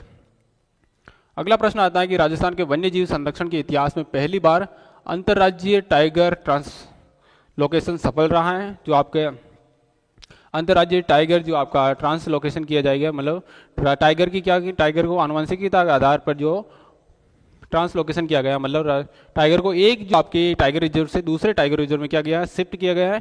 तो उसमें कहाँ से कहाँ पर किया गया ये पूछा गया है। ठीक है, तो किस टाइगर रिजर्व से? मतलब मध्य प्रदेश का जो आपका पेंच टाइगर रिजर्व है, मध्य प्रदेश का जो आपका पेंच टाइगर रिजर्व है, वहाँ से टाइगर को लाकर कहाँ लाया गया है? वहाँ से टाइगर को लाया गया आपके राजस्थान के रामगढ़ विस्तारी में। ठीक है, तो पन्ना नहीं होगा। पेंच टाइगर रिजर्व से राजस्थान की करौली, ये भी नहीं होगा। पन्ना भी नहीं होगा। तो ऑप्शन 4 हो जाएगा, पेंच टाइगर रिजर्व से राजस्थान के रामगढ़ विस्तारी टाइगर रिजर्व जो आपके बूंदी जिले में है, वहां पर क्या किया गया है? टाइगर को लाया गया है। ठीक है, तो पेंच से कहां पर लाया गया? पेंच से आपके रामगढ़ विस्तारी जो आपके बूंदी में है, वहां पर टाइगर को ट्रांसप्लांट किया गया है या ट्रांसलोकेशन किया गया है। ठीक है, टाइगर को जो पहला, यह है पहला राजस्थान में, मतलब भारत का पहला इस प्रकार का प्रयोग है। राजस्थान में भारत का पहला प्रयोग है जो सफल हुआ है। राजस्थान के वन्य जीव संरक्षण के इतिहास में पहली बार अंतर्राज्यीय टाइगर ट्रांसलोकेशन सफल रहा है। आनुवंशिक विविधता बढ़ाने के लिए मध्य प्रदेश की एक बाघिन को राजस्थान में लाया गया है। ठीक है, तो ये किसके लिए लाया गया है? तो राजस्थान में आनुवंशिक आपकी आनुवंशिक विविधता है, इसको बढ़ाने के लिए। तो मध्य प्रदेश का कौन सा टाइगर रिजर्व है? मध्य प्रदेश के पेंच टाइगर रिजर्व। पेंच टाइगर रिजर्व से राजस्थान रामगढ़ विस्तारी टाइगर रिजर्व जो आपके बूंदी में है, यहाँ पर एक टाइगर बाघिन है, उसको लाया गया है। ठीक है, तो पेंच से कहाँ पर लाया गया? पेंच से आपके रामगढ़ विस्तारी टाइगर रिजर्व है, बूंदी जिले में है, वहाँ पर लाया गया है। ठीक है, तो किसके द्वारा लाया गया ये भी पूछा जा सकता है। तो भारतीय वायुसेना का जो हेलीकॉप्टर है, ध्यान रखना, MI-17। ठीक है, MI-17 जो भारतीय वायुसेना का जो हेलीकॉप्टर है, इसके द्वारा जयपुर लाया गया और जहां से इसको 10:30 बजे के आसपास यहाँ पर रामगढ़ विस्तारी में ट्रांसप्लांट कर दिया गया। ठीक है, ट्रांसलोकेशन कर दिया गया। सबसे पहले जयपुर में लाया गया। और किसके द्वारा लाया गया तो पूछा जा सकता है MI-17। ठीक है, MI-17 जो आपकी भारतीय वायुसेना का जहाज है। ठीक है, भारतीय वायुसेना का जो हेलीकॉप्टर है MI-17, इसके द्वारा लाया गया। बाघिन को कहां से कहां तक लाया गया? तो पेंच से लाया गया था आपके रामगढ़ विस्तारी जो आपके बूंदी जिले में। ठीक है, राजस्थान में कितने टाइगर रिजर्व है? तो राजस्थान में आपके टाइगर रिजर्व की संख्या कितनी है? राजस्थान में टाइगर रिजर्व की संख्या है आपके 5। ठीक है, अगला आता है कि आपकी 21 दिसंबर 2025 को लखपति दीदी संवाद कार्यक्रम कहां पर आयोजित किया गया? तो लखपति दीदी संवाद कार्यक्रम वहीं पर आयोजित किया गया जहां से आपके मुख्यमंत्री भजन लाल जी शर्मा ने 50 विकास रथों को 50 जो विकास रथ हैं इनको रवाना किया था। तो कहाँ से किया था? 12 दिसंबर को। कब किया गया था? ये किया गया था 12 दिसंबर को। ठीक है, 12 दिसंबर 2025 को मुख्यमंत्री जो आपके मुख्यमंत्री साहब है भजन लाल जी शर्मा के द्वारा 12 दिसंबर 2025 को 50 विकास रथों को रवाना किया गया था। कहाँ पर से किया गया था? वो किया गया था आपके हरीशचंद्र माथुर राजस्थान लोक प्रशासन संस्थान जयपुर से। ठीक है, तो हरीशचंद्र माथुर राजस्थान लोक प्रशासन संस्थान जयपुर से 50 विकास रथों को रवाना किया गया था। 12 दिसंबर को रवाना किया गया था। और किसके द्वारा रवाना किया गया था? वो रवाना किया गया था इनके आपके किसके द्वारा? तो वो आपके मुख्यमंत्री साहब के द्वारा। ठीक है, तो हमें ही पूछा गया है कि 21 दिसंबर 2025 को लखपति दीदी संवाद जो कार्यक्रम हुआ है, तो लखपति दीदी संवाद कार्यक्रम ये कहाँ पर हुआ था? ये हुआ था आपके हवाले आपके कहाँ पर हुआ था? ये भी आपके हरीशचंद्र माथुर लोक जो प्रशासन संस्थान है, यहाँ पर RS वगैरह आपके ट्रेनिंग करते हैं, वहां पर यहाँ क्या किया गया था? लखपति दीदी संवाद कार्यक्रम होता है। ठीक है, लखपति दीदी संवाद कार्यक्रम की बात करें तो इसका आयोजन कब होता है? इसका आयोजन होता है 21 दिसंबर 2025 को होता है। कहाँ पर होता है? हरीशचंद्र माथुर लोक प्रशासन जो आपका संस्थान है जयपुर में, वहां पर होता है, ध्यान रखना। ठीक है, हरीशचंद्र माथुर लोक प्रशासन संस्थान जयपुर में 21 दिसंबर 2025 को लखपति दीदी संवाद कार्यक्रम होता है, ये ध्यान रखना होगा। भरत सिंह हाई। ठीक है, तो 21 दिसंबर को प्रदेश भर में रन फॉर विकसित भारत, ध्यान रखना, रन फॉर विकसित भारत जो आयोजन है इसका आयोजन भी किया जाता है भाजपा सरकार के 2 वर्ष पूर्ण होने की उपलब्धि। ठीक है, तो भाजपा सरकार के 2 वर्ष पूरे होने की उपलब्धि पर 21 दिसंबर को प्रदेश भर में रन फॉर विकसित राजस्थान का आयोजन किया जाता है। ठीक है, रन फॉर विकसित राजस्थान का इसका आयोजन कब किया जाता है? तो वो किया जाता है भाजपा सरकार के 2 वर्ष पूर्ण होने की उपलब्धि पर 21 दिसंबर को। कब किया जाता है? वो किया जाता है 21 दिसंबर को किया जाता है। कब किया जाता है? 21 दिसंबर को। राज्य स्तरीय जो आपका समारोह कब होता है? राज्य स्तरीय समारोह आपके 15 दिसंबर को कहाँ पर होता है? वो आपके जवाहर कला केंद्र जयपुर में होता है। ठीक है, तो जवाहर कला केंद्र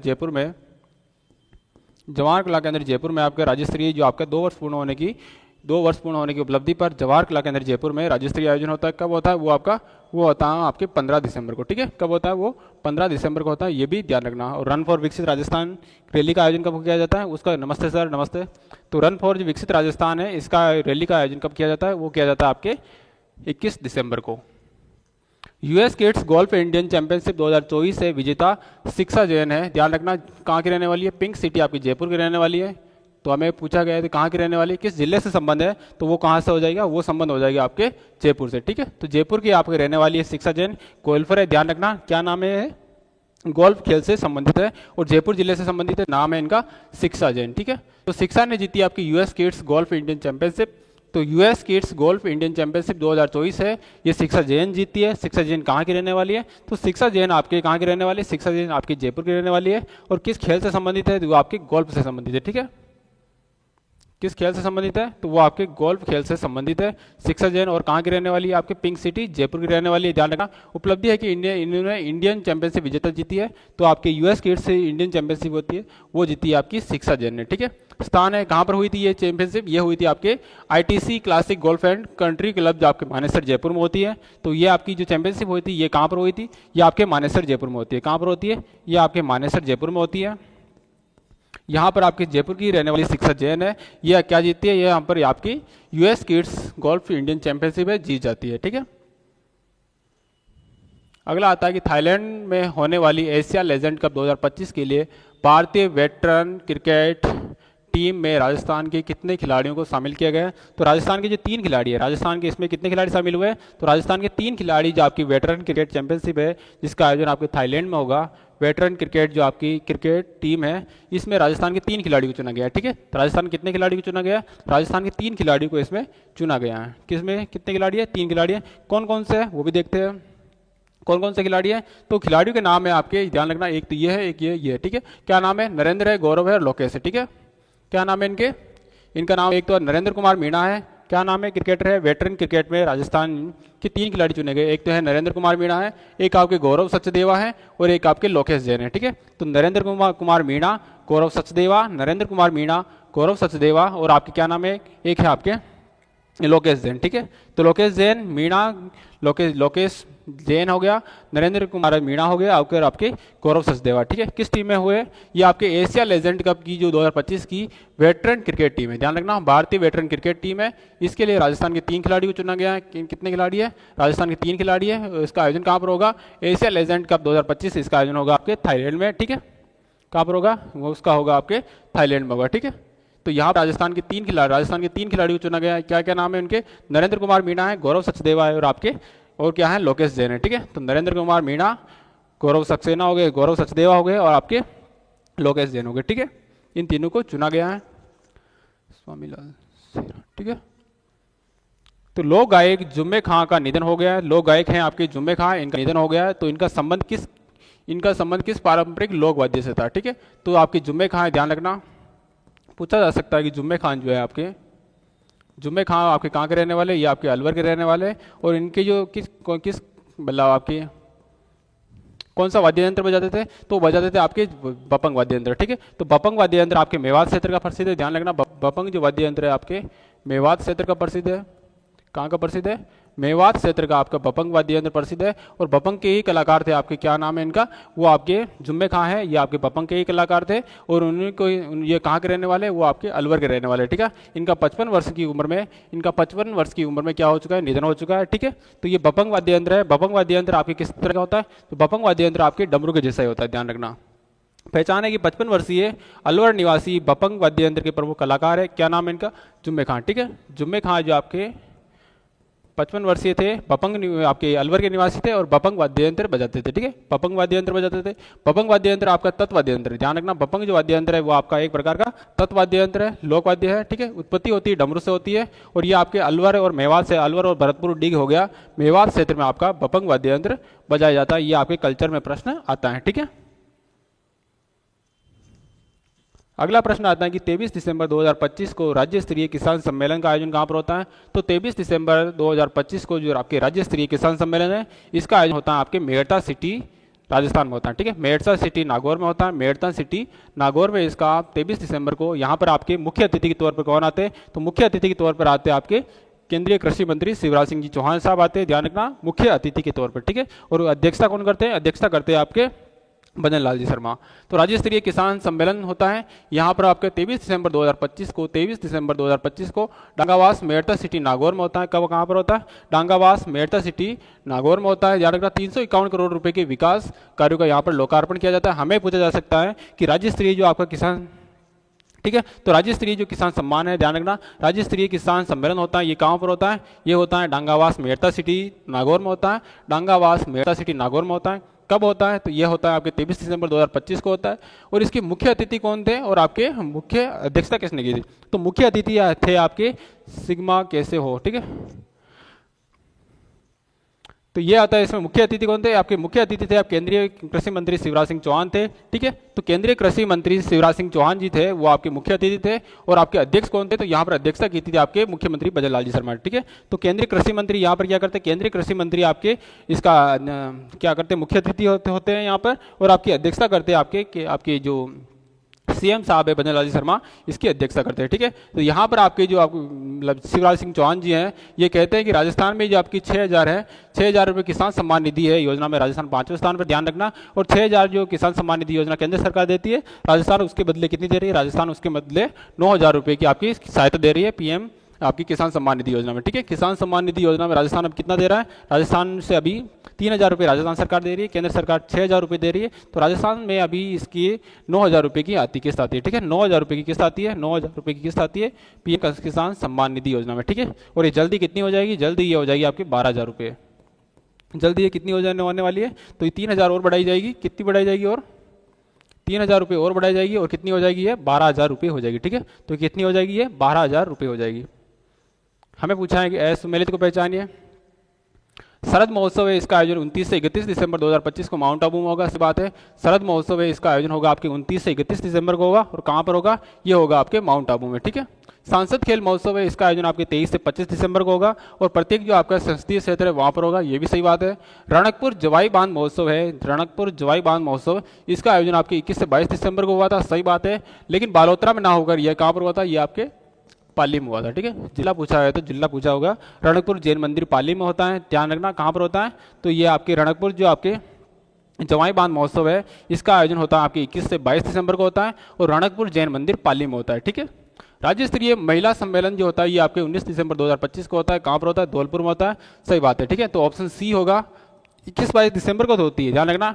जो आपका रणकपुर जवाई बांध जो महोत्सव होता है, ये आपके 21 से 22 दिसंबर को तो होता है, लेकिन कहाँ पर होता है, ये आपके पाली जिले में होता है, ठीक है। तो यहाँ पर हमें बालोतरा दे रखा था, बालोतरा ना होकर क्या हो जाएगा, आपका पाली जिला हो जाएगा, ठीक है। तो ये चारों याद रखना था। शरद महोत्सव 29 से 31 दिसंबर को होगा। आपके सांसद खेल महोत्सव, इसका आयोजन होता है आपके 23 से 25 दिसंबर को होता है। और आपके राज्य स्तरीय महिला किसान सम्मेलन है, महिला सम्मेलन है, इसका आयोजन कहाँ पर कब किया जाता है, इसका आयोजन किया जाता है आपके 19 दिसंबर को किया जाता है, कहाँ पर किया जाता है, धौलपुर में किया जाता है। और रणकपुर जवाई जो बांध महोत्सव है, इसका आयोजन होता है आपके 21 से 22 दिसंबर को होता है, कहाँ पर होता है, ये होता है आपके पाली जिले में, ठीक है। रणकपुर जैन मंदिर जो आपके रणकपुर जैन मंदिर पाली में है, वहीं पर इसका आयोजन होता है। अगला आता है सांसद खेल महोत्सव। तो सांसद खेल महोत्सव है 2025 से, प्रत्येक जो लोकसभा क्षेत्र है, 25 लोकसभा क्षेत्र है राजस्थान में, और उन 25 ही जगहों पर होता है। और कब से कब तक होता है, ये होता है आपके 23 से 25 दिसंबर को होता है, ठीक है।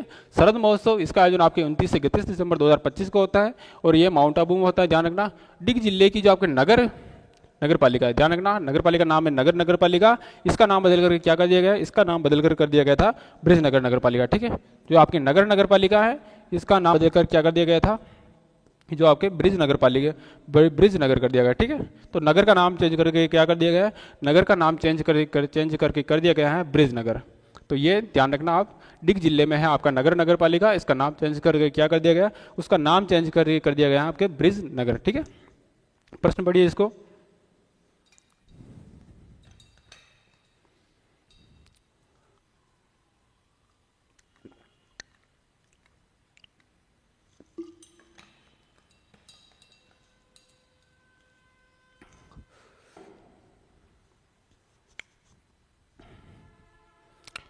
प्रदेश का पहला सेंसर बेस्ड दिव्यांग पार्क, ध्यान रखना, प्रदेश का पहला सेंसर बेस्ड जो आपका दिव्यांग पार्क है ये कहाँ पर बनेगा, ये पूछा गया है। ठीक है, तो प्रदेश का पहला जो सेंसर बेस्ड दिव्यांग पार्क है ये आपके कोटा जिले में बनेगा, और राजस्थान का पहला होगा लेकिन देश का ये दूसरा होगा। ठीक है, तो सेंसर बेस्ड जो आपका दिव्यांग पार्क है ये आपके कोटा जिले में बनेगा, राजस्थान का पहला सेंसर बेस्ड दिव्यांग पार्क होगा, जबकि आपके देश की बात करें तो देश का दूसरा बेस्ड होगा। ठीक है, दूसरा सेंसर बेस्ड आपका पार्क होगा देश का, और पहला कहाँ पर हुआ था, पहला होता है आपके नागपुर में। ठीक है, तो कोटा में बनेगा प्रदेश का पहला सेंसर बेस्ड दिव्यांग पार्क। कहाँ पर बनेगा, कोटा में स्थान पूछा जाए था, वो होगा श्रीनाथपुरम विकास पथ कोटा। ठीक है, श्रीनाथपुरम विकास पथ पे भी इसी पे ध्यान रखना, श्रीनाथपुरम में ही आपका संविधान पार्क बनने जा रहा है। ठीक है, कौन सा पार्क, संविधान पार्क बनने जा रहा है श्रीनाथपुरम में। ठीक है, श्रीनाथपुरम में ही आपका संविधान पार्क बनेगा, जहां पर आपके बाबा साहब की जो प्रतिमा भी लगाई जाएगी, जिसकी ऊंचाई होगी आपकी 35 मीटर और 35 फीट होगी, और आपकी कुल जो प्रतिमा कुल ऊंचाई होगी वो होगी आपके 65 फीट। ध्यान रखना, 30 फीट का आपके क्या होगा, नीचे वाला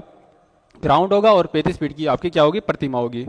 तो ये इसकी लागत कितनी आएगी, तो लागत आएगी आपके 15 करोड़ रुपए, 15 करोड़ रुपए इसकी सेंसर बेस्ड जो आपके दिव्यांग पार्क बनेगा, इसकी लागत आएगी आपकी कितनी, 15 करोड़ रुपए। ठीक है, विशेषता है कि राजस्थान का पहला दिव्यांग पार्क है और देश का नागपुर के बाद दूसरा। तो नागपुर महाराष्ट्र में पहला सेंसर बेस्ड दिव्यांग पार्क कहाँ है, पहला सेंसर बेस्ड दिव्यांग पार्क वो आपका नागपुर में है, और दूसरा सेंसर बेस्ड दिव्यांग पार्क कहाँ पर बनने जा रहा है, वो आपके कोटा जिले में बनने जा रहा है। कोटा में भी कहाँ पर, श्रीनाथपुरम विकास पथ कोटा, श्रीनाथपुरम विकास पथ कोटा में आपका देश का दूसरा दिव्यांग पार्क जो सेंसर बेस्ड है वो बनने जा रहा है। इसकी लागत कितनी आएगी, तो लागत आएगी आपके 15 करोड़ रुपए। ठीक है, तो लागत कितनी आएगी, लागत आएगी आपके 15 करोड़ रुपए। ठीक है, अगला आता है कि मुख्य सचिव ने राजस्थान के लोकायुक्त सचिवालय के लोगों का अनावरण किया है। ठीक है, तो लोगों का अनावरण किया है, वर्तमान में राजस्थान के लोकायुक्त कौन है, तो वर्तमान में राजस्थान के लोकायुक्त कौन है ये पूछा गया है। तो वर्तमान में जो राजस्थान के लोकायुक्त है वो कौन है ये हमें पूछा गया है। ठीक है, पहला आता है कि राजेंद्र प्रसाद गुप्ता, तो राजेंद्र प्रसाद गुप्ता जी है ये आपके क्या है,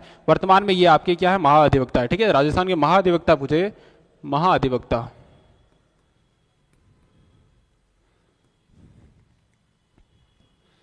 महाधिवक्ता की बात करें तो महाधिवक्ता राजस्थान में, वर्तमान में राजस्थान के महाधिवक्ता कौन है, महाधिवक्ता आपके राजेंद्र प्रसाद गुप्ता है, और महाधिवक्ता का आपके अनुच्छेद 165 से संबंध है। ठीक है, तो महाधिवक्ता का संबंध जो आपकी किससे है, तो अनुच्छेद 165 से, अनुच्छेद 165 से महाधिवक्ता आते हैं। तो महाधिवक्ता का उल्लेख किसमें किया गया, तो अनुच्छेद 165 में महाधिवक्ता का उल्लेख मिलता है। ठीक है, तो राजस्थान में वर्तमान में राजस्थान के महाधिवक्ता कौन है, वो है आपके राजेंद्र प्रसाद गुप्ता। प्रताप कृष्ण लोहरा जो आपके लोकायुक्त पूछा गया है, तो वर्तमान में लोकायुक्त कौन है, प्रताप कृष्ण लोहरा आपके 13वें लोकायुक्त है। ठीक है, राजस्थान के 13वें लोकायुक्त है, और 2021 में आपके क्या करते हैं, पदभार ग्रहण करते हैं। राजस्थान के 13वें लोकायुक्त हैं, क्या नाम है इनका, इनका नाम है आपके प्रताप कृष्ण लोहरा। ठीक है, एमएल लाठर क्या है, तो एमएल लाठर आपके वर्तमान में सूचना आयुक्त है। तो वर्तमान में सूचना आयुक्त कौन है, मुख्य सूचना आयुक्त की बात करें तो वो आपके एमएल लाठर साहब है। ठीक है, नवीन महाजन आपके आपके जो आपके राज्य सूचना आयोग है, राज्य आपके इलेक्शन कमीशन है, उसके सचिव है आपके नवीन महाजन। ठीक है, तो इसका क्या आंसर हो जाएगा, तो प्रताप कृष्ण लोहरा आपके क्या है, प्रताप कृष्ण लोहरा आपके, प्रताप कृष्ण लोहरा क्या है, तो प्रताप कृष्ण लोहरा आपके मुख्य लोकायुक्त है। ठीक है, लोकायुक्त है, जस्टिस है प्रताप कृष्ण लोहरा। तो राजस्थान के लोगो है, राजस्थान लोकायुक्त लोगो है, उसका अनावरण क्या है, तो अनावरण किसने किया है, अनावरण किया है आपके मुख्य सचिव साहब वी श्रीनिवासन साहब ने। ठीक है, मुख्य सचिव ने राजस्थान के लोकायुक्त सचिवालय के लोगों का अनावरण कर दिया है।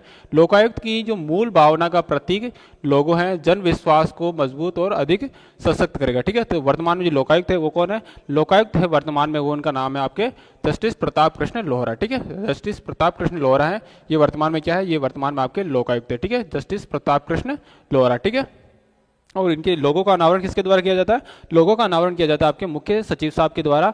मुख्य सचिव साहब जो आपके क्या है, मुख्य सचिव साहब है आपके 46वें मुख्य सचिव है आपके वी श्रीनिवासन के द्वारा आपके लोकायुक्त का लोगों का अनावरण किया जाता है। और लोकायुक्त कौन है, लोकायुक्त है आपके प्रताप कृष्ण लोहरा। ठीक है, कार्मिकों से संबंधित डेटा का प्रभावी और सुरक्षित प्रबंधन करने के लिए लीगल ऑफिसर पोर्टल का शुभारंभ किसके द्वारा किया जाता है, पूछा जा सकता है लीगल ऑफिसर पोर्टल। ठीक है, तो लीगल जो ऑफिसर पोर्टल है ये आपके कर्मचारी है, कर्मचारियों से संबंधित डेटा का प्रभावी और सुरक्षित प्रबंधन करना। जो डेटा है कर्मचारियों से संबंधित जो डेटा है उनका प्रभावी और सुरक्षित प्रबंधन करने के लिए, उनका प्रभावी और डेटा से आपके कर्मचारियों से रिलेटेड जो डेटा है उसका प्रभावी और आपके सुरक्षित प्रबंधन करने के लिए आपके लीगल ऑफिसर पोर्टल है, लीगल ऑफिसर पोर्टल है। इसका शुभारंभ किसके द्वारा किया जाता है, वो किया जाता है आपके जोगाराम जी पटेल के द्वारा। ठीक है, किसके द्वारा किया जाता है, आपके जोगाराम जी पटेल के द्वारा किया जाता है। तो जोगाराम जी पटेल कौन है? जोगाराम जी पटेल आपके विधि और विधिक कार्य मंत्री है, ध्यान रखना, विधि और विधिक कार्य मंत्री है जोगाराम जी पटेल के द्वारा। विधि और विधिक कार्य मंत्री जोगाराम जी पटेल के द्वारा लीगल ऑफिसर पोर्टल है, इसका शुभारंभ किया जाता है। ठीक है, तो लीगल ऑफिसर पोर्टल है, इसका शुभारंभ किसके द्वारा किया जाता है? तो लीगल ऑफिसर पोर्टल का शुभारंभ किया जाता है आपके विधि और विधिक कार्य मंत्री। ठीक है, विधि और विधिक कार्य मंत्री जोगाराम जी पटेल के द्वारा इसका उद्घाटन किया जाता है। ठीक है, इसका कार्य क्या है? तो ये आपके कार्मिकों से संबंधित डेटा का प्रभावी और सुरक्षित प्रबंधन करेगा। ठीक है, तो कार्मिकों से संबंधित जो आपके जितने भी आपके कर्मचारी हैं उनसे संबंधित जो डेटा है उसका प्रभावी और सुरक्षित प्रबंधन करेगा। ठीक है, इस पोर्टल से राजस्थान या इस पोर्टल से स्थानांतरण प्रतिक्रिया जो प्रक्रिया है विभाग कार्मिकों के बीच पत्राचार अधिक सरल और पारदर्शी और सुगम हो सकेगा। ठीक है, तो इसका जो आपके शुभारंभ किसने किया यही पूछा जा सकता है आपसे, तो शुभारंभ करते हैं आपके विधि मंत्री, क्या नाम है उनका? जोगाराम जी पटेल के द्वारा। ठीक है, और पोर्टल कौन सा है? पोर्टल है आपके लीगल ऑफिसर पोर्टल, ध्यान रखना, legal officer portal Jogaram ji Patel जो आपके विधि और विधिक साहित्य जो आपके मंत्री है इनके द्वारा इसका क्या किया जाता है? इनके द्वारा इसका शुभारंभ किया जाता है। ठीक है, यह लॉन्च किया जाता है। 68वीं नेशनल पैरा शूटिंग चैंपियनशिप में राजस्थान के गौतम पारिक ने 10 मीटर एयर पिस्टल में कौन सा पदक जीता? क्या नाम है? 68वीं नेशनल पैरा शूटिंग चैंपियनशिप है, इसका आयोजन कहाँ पर हो रहा है? इसका आयोजन हो रहा है आपकी नई दिल्ली में। नई दिल्ली में जिसका आयोजन हो रहा है ये आपकी शूटिंग से संबंधित है, ध्यान रखना, पिस्टल शूटिंग से संबंधित है। पिस्टल शूटिंग में 10 मीटर जो आपकी 10 मीटर प्रतिस्पर्धा है SH1 कैटेगरी में गौतम पारिक जो आपकी जयपुर के रहने वाले गौतम पारिक ने 10 मीटर एयर पिस्टल में, ध्यान रखना, 10 मीटर एयर पिस्टल में कौन सा पदक जीता? तो गौतम पारिक जो आपके 10 मीटर एयर पिस्टल में कौन सा पदक जीतते हैं? वो जीते हैं आपके स्वर्ण पदक। ठीक है, तो गोल्ड मेडल जीतते हैं, ऑप्शन बी इसका सही आंसर हो जाएगा। ठीक है, ऑप्शन बी इसका क्या हो जाएगा? सही आंसर हो जाएगा। जो आपकी गौतम पारिक है, Gautam Pareek 10 metre air pistol SH1 category में 10 metre air pistol SH1 category में गौतम पारिक क्या जीते हैं? गौतम पारिक इसमें गोल्ड मेडल जीते हैं। ठीक है, तो 68वीं जो आपकी पैरा शूटिंग चैंपियनशिप 2025 में राजस्थान ने अब तक क्या क्या मेडल जीते वो देख लेते हैं एक बार। तो 68वीं जो आपकी पैरा शूटिंग चैंपियनशिप है इसका आयोजन कहाँ पर हो रहा है? इसका आयोजन हो रहा है आपके नई दिल्ली में। ठीक है, गौतम पारिक जो आपके जयपुर के रहने वाले हैं इन्होंने दिल्ली में आयोजित हुई 68वीं नेशनल पैरा शूटिंग चैंपियनशिप में एक तो रजत मेडल, एक तो आपका स्वर्ण पदक जीता है और एक आपका रजत मेडल जीता है। ठीक है, रजत पदक और एक आपका स्वर्ण पदक जीता है। ठीक है, स्वर्ण पदक किसमें जीता है? तो आपके मेंस यूथ कैटेगरी में 10 मीटर एयर पिस्टल की SH1 स्पर्धा में, ध्यान रखना, स्पर्धा भी याद रखना, स्पर्धा कौन सी है? SH1 जो स्पर्धा है, जो आपकी क्या कौन सी स्पर्धा है? स्पर्धा है आपकी SH1। ठीक है, SH1 जो स्पर्धा है इसमें 10 मीटर एयर पिस्टल में SH1 स्पर्धा में क्या जीते हैं? ये स्वर्ण पदक जीते हैं। ठीक है, रजत पदक जो आपके मेंस जूनियर कैटेगरी में जीते हैं, मेंस जूनियर कैटेगरी में, यूथ कैटेगरी में तो ये स्वर्ण पदक जीते हैं 10 मीटर एयर पिस्टल में, और आपकी मेंस कैटेगरी है इसकी जो आपकी मेंस जूनियर कैटेगरी में क्या जीते हैं? मेंस जूनियर कैटेगरी में ये रजत पदक जीते हैं। ठीक, क्या नाम है इनका? गौतम पारिक जो आपके जयपुर के रहने वाले। अगला आते हैं Rahul Sharma 10 metre air pistol की SH1 कैटेगरी में गोल्ड मेडल जीते हैं, तो ये भी आपके 10 मीटर एयर पिस्टल की SH1 कैटेगरी में क्या जीते हैं? राहुल शर्मा भी गोल्ड मेडल जीते हैं। ठीक है, अगला आता है आपके आनंद चरण जो आपके 10 मीटर पैरा कैटेगरी में एक गोल्ड मेडल और एक ब्रॉन्ज मेडल जीते हैं। ठीक है, तो 10 मीटर पैरा कैटेगरी में जो आपके आनंद चरण जो 10 मीटर पैरा कैटेगरी में एक गोल्ड मेडल जीते हैं और एक ब्रॉन्ज मेडल जीते हैं। ठीक है, 25 मीटर पैरा कैटेगरी में एक ब्रॉन्ज मेडल भी जीते हैं, तो आनंद शर्मा एक गोल्ड मेडल और 2 ब्रॉन्ज मेडल जीते हैं। ठीक है, अलग अलग कैटेगरी है, ध्यान रखना, 10 मीटर और आपके 25 मीटर। ठीक है, इसके अलावा आता है आपके सुरभि शर्मा ब्रॉन्ज मेडल जीतती है और टीम इवेंट में ये सिल्वर मेडल भी जीतती है। सुरभि शर्मा ब्रॉन्ज मेडल भी जीती है और टीम इवेंट में ये क्या जीती है? टीम इवेंट में ये सिल्वर मेडल जीती है। आनंद चरण आपके 10 मीटर पिस्टल में तो 10 मीटर की पैरा कैटेगरी में एक गोल्ड मेडल जीते हैं और एक ब्रॉन्ज मेडल जीते हैं, जबकि 25 मीटर की पैरा कैटेगरी में ये क्या जीते हैं? 25 मीटर की पैरा कैटेगरी में एक और ब्रॉन्ज मेडल जीते हैं। ठीक है, राहुल शर्मा की बात करें, राहुल शर्मा आपके 10 मीटर एयर पिस्टल की SH1 कैटेगरी में 10 मीटर एयर पिस्टल की SH1 कैटेगरी में क्या जीते? गोल्ड मेडल जीते। इसके अलावा आप गौतम पारिक की बात करें तो गौतम पारिक जो आपके ये आपकी जो SH1 कैटेगरी होती है, आपकी SH1 कैटेगरी होती है, इसमें क्या जीते? 10 मीटर एयर पिस्टल की SH1 कैटेगरी में गोल्ड मेडल जीते। इसके अलावा जो रजत पदक जीते हैं ये किसमें? आपकी जो जूनियर कैटेगरी और मेंस जूनियर कैटेगरी में क्या जीते? रजत पदक भी जीते। ठीक है, तो नाम याद रखना, गौतम पारिक एक गोल्ड मेडल जीते, एक रजत पदक जीते। इसके अलावा जो आपकी क्या नाम है? आपके राहुल शर्मा एक गोल्ड मेडल जीते। इसके अलावा आपके आनंद चरण आपके क्या जीते? एक गोल्ड मेडल, 2 आपके ब्रॉन्ज मेडल जीतते हैं। और आपके सुरभि शर्मा एक ब्रॉन्ज मेडल व्यक्तिगत स्पर्धा में जीती है। इसके अलावा जो आपके टीम इवेंट में ये क्या जीती है? आपकी रजत पदक जीती है। ठीक है, क्या नाम है? सुरभि शर्मा।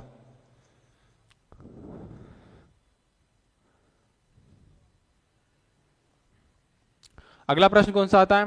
अगला प्रश्न आता है कि आपके सनातन संस्कृति की अटल दृष्टि, ठीक है।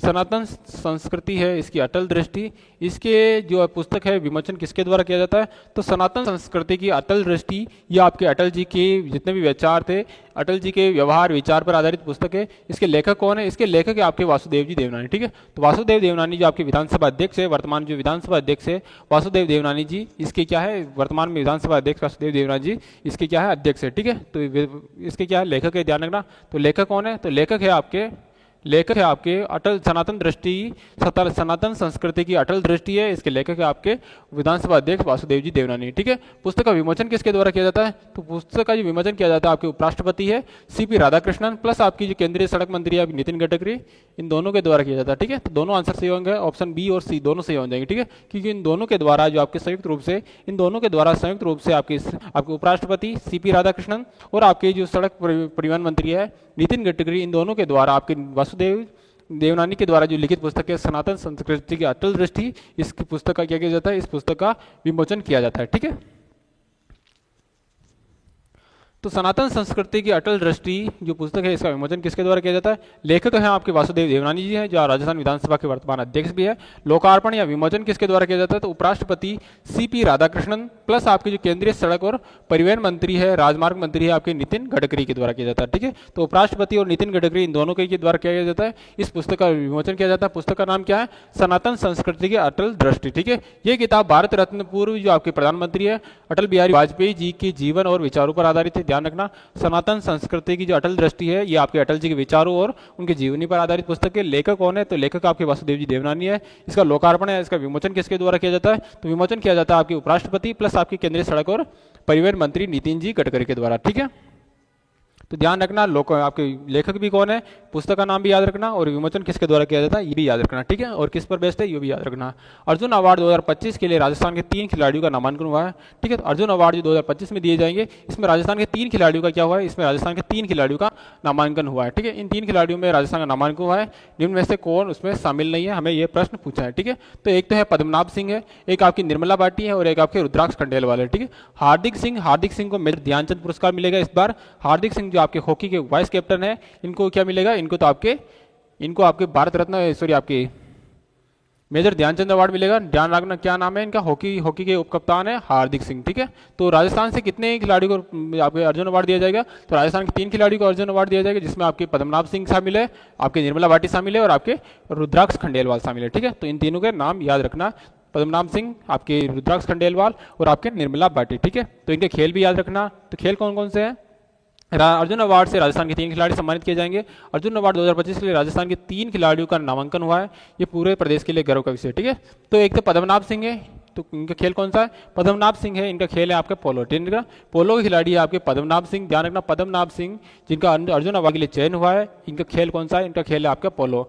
अगला आता है कि निर्मला बाटी इनका खेल है क्या है? निर्मला बाटी इनका खेल है खो खो। और रुद्राक्ष खंडेलवाल इनको तो आप जानते ही होंगे, ये आपके पैराशूटर खिलाड़ी है, तो शूटिंग से इनका संबंध है, ठीक है। तो शूटिंग से इनका संबंध है, तो तीनों आपको याद रखने हैं।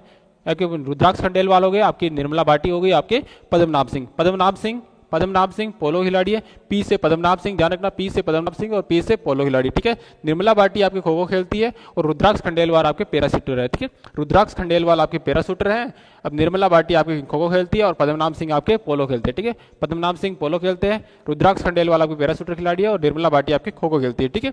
तो मेजर ध्यानचंद खेल रत्न अवार्ड ये भी किसको दिया जाएगा? ये दिया जाएगा आपके हॉकी के उपकप्तान है, वर्तमान में हॉकी के उपकप्तान है, हॉकी टीम के उपकप्तान है, भारतीय हॉकी टीम के उपकप्तान है, क्या नाम है इनका? हार्दिक सिंह, ठीक है। हार्दिक सिंह को मेजर ध्यानचंद अवार्ड दिया जाएगा, ये भी आपको पूछा जा सकता है, ठीक है। तो मेजर ध्यानचंद जो पुरस्कार है वो किसको दिया जाएगा? वो दिया जाएगा हार्दिक सिंह को दिया जाएगा, जो आपके हॉकी के उपकप्तान है, ठीक है। इनको ये पुरस्कार दिया जाएगा। लेकिन आपसे राजस्थान करंट अफेयर की बात करें तो राजस्थान करंट अफेयर में आपके 3 बहुत ज़्यादा इंपॉर्टेंट हो जाते हैं। क्या नाम है? पद्मनाभ सिंह हो गया, निर्मला बाटी हो गया और आपके रुद्राक्ष खंडेलवाल, ठीक है। पद्मनाभ सिंह जो आपके क्या खेलते हैं? पोलो खेलते हैं। निर्मला बाटी क्या खेलती है? हॉकी खेलती है, खो खो खेलती है और आपके रुद्राक्ष खंडेलवाल आपके पैराशूटर खिलाड़ी है, ठीक है। अगला आता है कि राजस्थान बॉल बैडमिंटन संघ के अध्यक्ष कौन है? राजस्थान बॉल बैडमिंटन जो आपके संघ है इसके अध्यक्ष कौन है?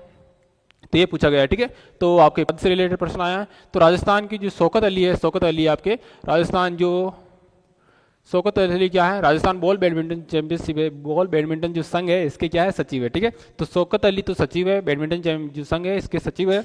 इसके सचिव क्या है, तो इसके सचिव है आपके शौकत अली। ठीक है, लक्ष्मीकांत शर्मा की बात करें तो ये आपके कोषाध्यक्ष है। लक्ष्मीकांत शर्मा क्या है, तो लक्ष्मीकांत शर्मा इसके जो आपके बैडमिंटन संघ है इसके कोषाध्यक्ष है। आपके क्या नाम है इनका, कोषाध्यक्ष है आपके, क्या नाम है इनका, लक्ष्मीकांत शर्मा। ठीक है, तो आपके डॉक्टर जो राजपाल शर्मा है, डॉक्टर राजपाल शर्मा ये आपके कबड्डी जो आपके बैडमिंटन बॉल बैडमिंटन संघ है, बॉल बैडमिंटन संघ के जो अध्यक्ष है, क्या नाम है इनका, उनका नाम है डॉक्टर राजपाल शर्मा। ठीक है, डॉक्टर राजपाल शर्मा जो आपके बैडमिंटन जो संघ है, बॉल बैडमिंटन संघ है, इसके राजस्थान बॉल बैडमिंटन संघ के अध्यक्ष कौन है, डॉक्टर राजपाल शर्मा है। राजस्थान बॉल बैडमिंटन संघ के सचिव कौन है, सचिव आपके शौकत अली है। और राजस्थान बॉल बैडमिंटन संघ के आपके कोषाध्यक्ष कौन है, तो कोषाध्यक्ष आपके लक्ष्मीकांत शर्मा है। ठीक है, कोषाध्यक्ष पूछे ना पूछे, संघ के अध्यक्ष के रूप आपसे पूछा जा सकता है। तो बॉल बैडमिंटन संघ के अध्यक्ष कौन है, अध्यक्ष है आपके डॉक्टर राजपाल शर्मा। ठीक है, तो ये क्यों पूछा हमने प्रश्न, तो प्रश्न इसलिए बनाया था हमने क्योंकि राजस्थान के दीपक सिंह जो आपके करौली के रहने वाले और निकिता कंवर जो आपके कहाँ की रहने वाली है, निकिता कंवर जो आपके जयपुर की रहने वाली है। तो आपके निकिता कंवर, राजस्थान के दीपक और निकिता, दीपक आपके करौली के रहने वाले और निकिता कहाँ की रहने वाली, निकिता जयपुर की रहने वाली। इन दोनों का खेल कौन सा है, इन दोनों का खेल आपके बैडमिंटन है। इन दोनों का 27 से 29 दिसंबर तक पटना में आयोजित होने वाली दक्षिण एशियाई बॉल बैडमिंटन चैंपियनशिप के राजस्थान के दीपक सिंह और निकिता कंवर का शामिल कर लिया गया। ठीक है, तो भारतीय जो टीम है, भारतीय टीम में आपके दीपक सिंह जो आपके कहाँ के रहने वाले, करौली के रहने वाले, और निकिता कंवर जो आपकी जयपुर की रहने वाली है। इनको आपके एशियाई बॉल बैडमिंटन चैंपियनशिप है, जो अब भारतीय टीम की जो चैंपियनशिप की टीम बनी है उसमें राजस्थान के 2 खिलाड़ी, क्या नाम है, दीपक सिंह और निकिता कंवर को शामिल कर लिया गया है। ठीक है, तो पटना में आयोजित होगी कौन सी, एशियाई बॉल बैडमिंटन चैंपियनशिप, जिसका आयोजन कब से कब तक होगा, 27 से 29 नवंबर तक। 27 से 29 नवंबर को पटना में जो आपकी एशियाई बॉल बैडमिंटन चैंपियनशिप का आयोजन होगा। इसमें राजस्थान के 2 खिलाड़ी है, भारतीय टीम में राजस्थान के 2 खिलाड़ी है, कौन कौन है, एक तो आपके दीपक सिंह है और एक आपके निकिता कंवर है। दीपक सिंह कहाँ के रहने वाले, तो दीपक सिंह आपके करौली के रहने वाले और निकिता कंवर कहाँ के रहने वाली है, तो निकिता कंवर आपके जयपुर की रहने वाली। ठीक है, और आपके बैडमिंटन संघ के अध्यक्ष कौन है, तो वो अध्यक्ष आपके डॉक्टर राजपाल शर्मा है। और सचिव कौन है, सचिव पूछ लिया जाए तो सचिव है आपके शौकत अली है। और आपके कोषाध्यक्ष पूछ लिया जाए तो कोषाध्यक्ष कौन है, आपके लक्ष्मीकांत शर्मा कोषाध्यक्ष है। ठीक है, अगला आता है कि पहली बार India fire service sports and fire service meet 2026 का आयोजन कहाँ किया जाएगा। ठीक है, तो पहली बार नहीं हो रहा, इसका आयोजन आपका 4था संस्करण है, ध्यान रखना। इससे पहले भी इसका संस्करण हो चुका है, लेकिन पहली बार जो ये होगा आपके गृह मंत्रालय। तो गृह मंत्रालय के द्वारा गृह मंत्रालय पहले इसका स्पोर्ट्स फेडरेशन करवाता था, ध्यान रखना। पहले जो आपकी जो ऑल इंडिया जो आपकी fire service sports and fire जो आपकी सर्विस मीट है 2026, इसका आयोजन पहले कौन करा था, पहले आपके स्पोर्ट्स फेडरेशन इंडिया कराता था। अब इसका आयोजन पहली बार कौन करा रहा है, पहली बार इसका आयोजन करा रहा है आपका गृह मंत्रालय। ठीक है, तो गृह मंत्रालय जो पहली बार आयोजन करा रहा है, तो इसका आयोजन राजस्थान में इसका आयोजन कहाँ पर हो रहा है, तो इसका आयोजन हो रहा है आपके उदयपुर जिले में। ठीक है, उदयपुर राजस्थान में इसका आयोजन हो रहा है, ध्यान रखना। तो उदयपुर राजस्थान में इसका आयोजन हो रहा है। ठीक है, देखते हैं क्या है पूरा है, पूरा होगा कि पहली all India fire service sports and fire service meet 2026 है, ये आपके गृह मंत्रालय के अधीन पहली बार हो रहा है, ध्यान रखना। पहली बार इसका जो आयोजन हो रहा है वो गृह मंत्रालय के अधीन हो रहा है। ठीक है, तो गृह मंत्रालय के अधीन पहली बार इसका आयोजन हो रहा है, ध्यान रखना। तो आयोजन होगा 27 से 31 जनवरी 2026 से 27 से 31 जनवरी 2026 तक इसका आयोजन हो रहा है। आयोजन होगा आपके उदयपुर में केंद्रीय गृह मंत्रालय के तत्वाधान में। तो ध्यान रखना, केंद्रीय गृह मंत्रालय के तत्वाधान में पहली बार इसका आयोजन हो रहा है। कब से कब तक इसका आयोजन होगा, इसका आयोजन होगा आपके 27 से 31 जनवरी 2026 में आयोजन होगा, केंद्रीय गृह मंत्रालय के द्वारा इसका पहली बार हो रहा है। उद्देश्य क्या है, अग्निशमन सेवा से जुड़े कर्मियों की फिटनेस को परखना तथा उनके बीच टीम वर्क और खेल भावना को प्रोत्साहित देना। ठीक है, तो ये आपके जितने भी अग्निशमन जो आपके कर्मचारी होते हैं इनके लिए ये प्रतियोगिता है। पहले प्रतियोगिता फेडरेशन करवाता था, मतलब स्पोर्ट्स फेडरेशन ऑफ इंडिया के द्वारा ये पहले प्रतियोगिता कराई जाती थी, लेकिन पिछले 3 आयोजन जो है दिल्ली और जो पिछले मैंने बोला ना कि ये आपके चौथा आयोजन है, ध्यान रखना। तो केंद्रीय गृह मंत्रालय का दिन तो ये पहला आयोजन है, लेकिन ये आपका ओवरऑल देखा जाए तो ओवरऑल जो आपकी सर्विस मीट है ये आपका चौथा आयोजन है। पहला जो आयोजन हुआ था नई दिल्ली में हुआ था, दूसरा आपके अहमदाबाद में हुआ था, तीसरा आपके नागपुर में हुआ था। ठीक है, तो पहला दिल्ली में हुआ था, दूसरा आपके अहमदाबाद में हुआ था, तीसरा आपके नागपुर में हुआ था और चौथा आपके उदयपुर में हो रहा है। ठीक है, 2029 में गुजरात में world police and fire games की मेजबानी भी करेगा। इंपॉर्टेंट है, ध्यान रखना। भारत 2029 में आने वाले जो 2029 में भारत क्या करेगा, वर्ल्ड पुलिस एंड फायर जो आपकी गेम्स की इसकी मेजबानी भी करेगा। कहाँ पर होगी मेजबानी जाहिर सी बात है कौन करेगा, गुजराती करेगा। तो वर्ल्ड पुलिस एंड फायर जो गेम्स है इसकी मेजबानी भी गुजरात ही करेगा। राजस्थान कब करेगा, वो होगा राजस्थान, सॉरी गुजरात कब करेगा, गुजरात करेगा आपके 2029 में, ठीक है। तो राजस्थान में जो पहली all India fire service sports and fire service meet है 2026 से, इसका आयोजन कब से कब तक होगा, इसका आयोजन होगा आपके 27 से 31 जनवरी को होगा। कहाँ पर होगा, ये होगा आपके उदयपुर में होगा। इससे पहला आयोजन कहाँ पर हुआ था, पहला आयोजन आपके नई दिल्ली में हुआ था, दूसरा आयोजन आपके अहमदाबाद में होता है, तीसरा आयोजन आपके नागपुर में होता है, राजस्थान में होगा, उदयपुर में होगा। और किसके तत्वाधान होगा, तो ये आपके केंद्रीय गृह मंत्रालय के अधीन होगा। इससे पहले कौन करवाता था, तो इससे पहले करवाता था स्पोर्ट्स फेडरेशन ऑफ इंडिया, ठीक है। स्पोर्ट्स फेडरेशन ऑफ इंडिया के द्वारा पहले इसका आयोजन करवाया जाता था, ठीक है। सेकंड लास्ट प्रश्न हो गया, राजस्थान इंटरनेशनल फिल्म फेस्टिवल जो रीफ है इसके 12वें संस्करण का आयोजन कहाँ पर हो रहा है, ध्यान रखना। तो 12वें संस्करण का आयोजन किया जा रहा है आपके जैसलमेर जोधपुर में किया जा रहा है, ठीक है।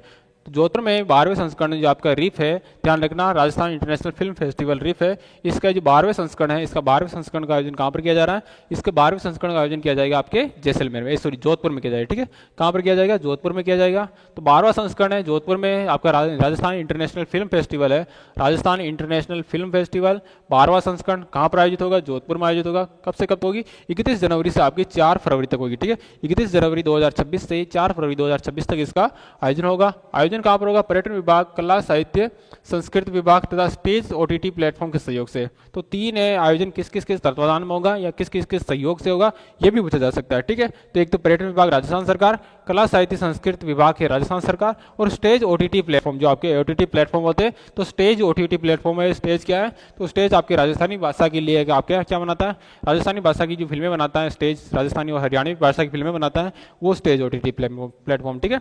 तो ओटीटी प्लेटफॉर्म स्टेज हो गया, राजस्थान का पर्यटन विभाग हो गया, और आपके कला साहित्य संस्कृत मंत्रालय या कला साहित्य और संस्कृत विभाग राजस्थान, ठीक है।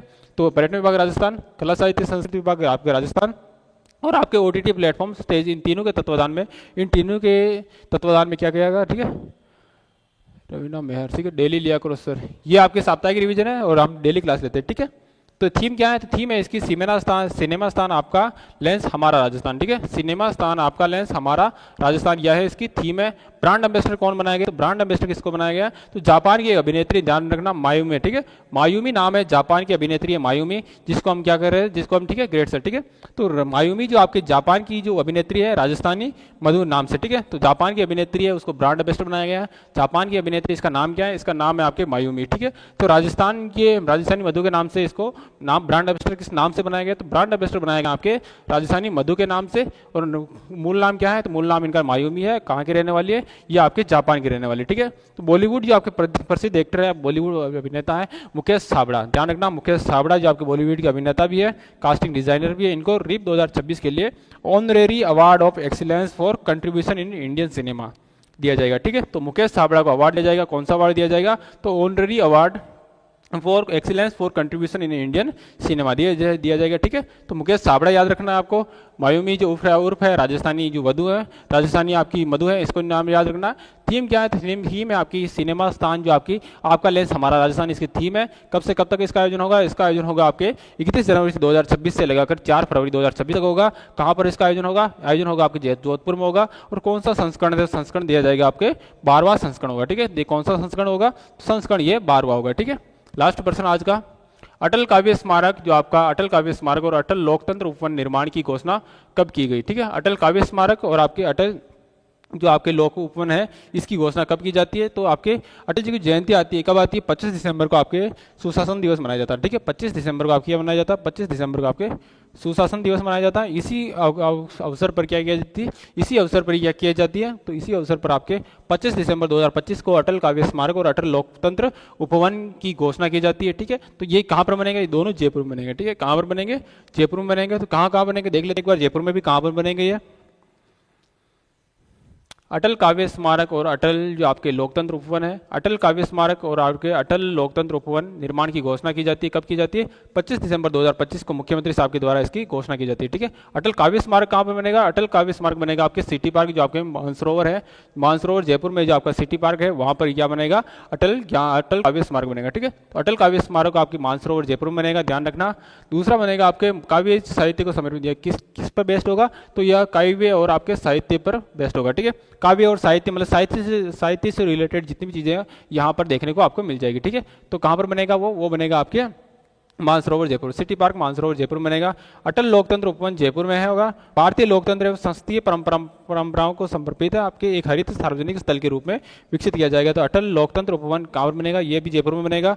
और अटल जो काव्य जो स्मारक है ये भी कहाँ पर बनेगा, अटल काव्य स्मारक भी आपका जयपुर में बनेगा। ठीक है, अटल काव्य स्मारक आपके सिटी पार्क मानसरोवर में बनेगा और अटल लोकतंत्र उपवन ये आपके जयपुर में बनेगा। लोकेशन अभी बताई नहीं गई। ठीक है, तो इसकी घोषणा कब होती है, इसकी घोषणा होती है आपके 25 दिसंबर को, जो आपके सुशासन दिवस के या यूँ कहे कि आपके अटल बिहारी वाजपेयी के जन्मदिन के जो जयंती होती है उसके उपलक्ष्य पर इसकी घोषणा करते हैं। कौन करते हैं घोषणा, आपके मुख्यमंत्री साहब इसकी घोषणा करते हैं। ठीक है, पूर्व प्रधानमंत्री जो अटल बिहारी वाजपेयी की जयंती पर मुख्यमंत्री भजनलाल शर्मा की बड़ी घोषणा होती है। जयपुर में अटल काव्य स्मारक और अटल लोकतंत्र उपवन बनेंगे। सिटी पार्क मानसरोवर में ई लाइब्रेरी सहित कई सुविधाएं क्या होगी, उपलब्ध होगी। ठीक है, तो आज की क्लास के लिए इतना ही, मिलते हैं अगली क्लास में। तब तक के लिए आप का जुड़े हो आप, बहुत बहुत धन्यवाद आपका। तो क्लास को यहीं खत्म करते हैं, तब तक के लिए मिलते हैं अगली क्लास में, तब तक के लिए धन्यवाद। ठीक है।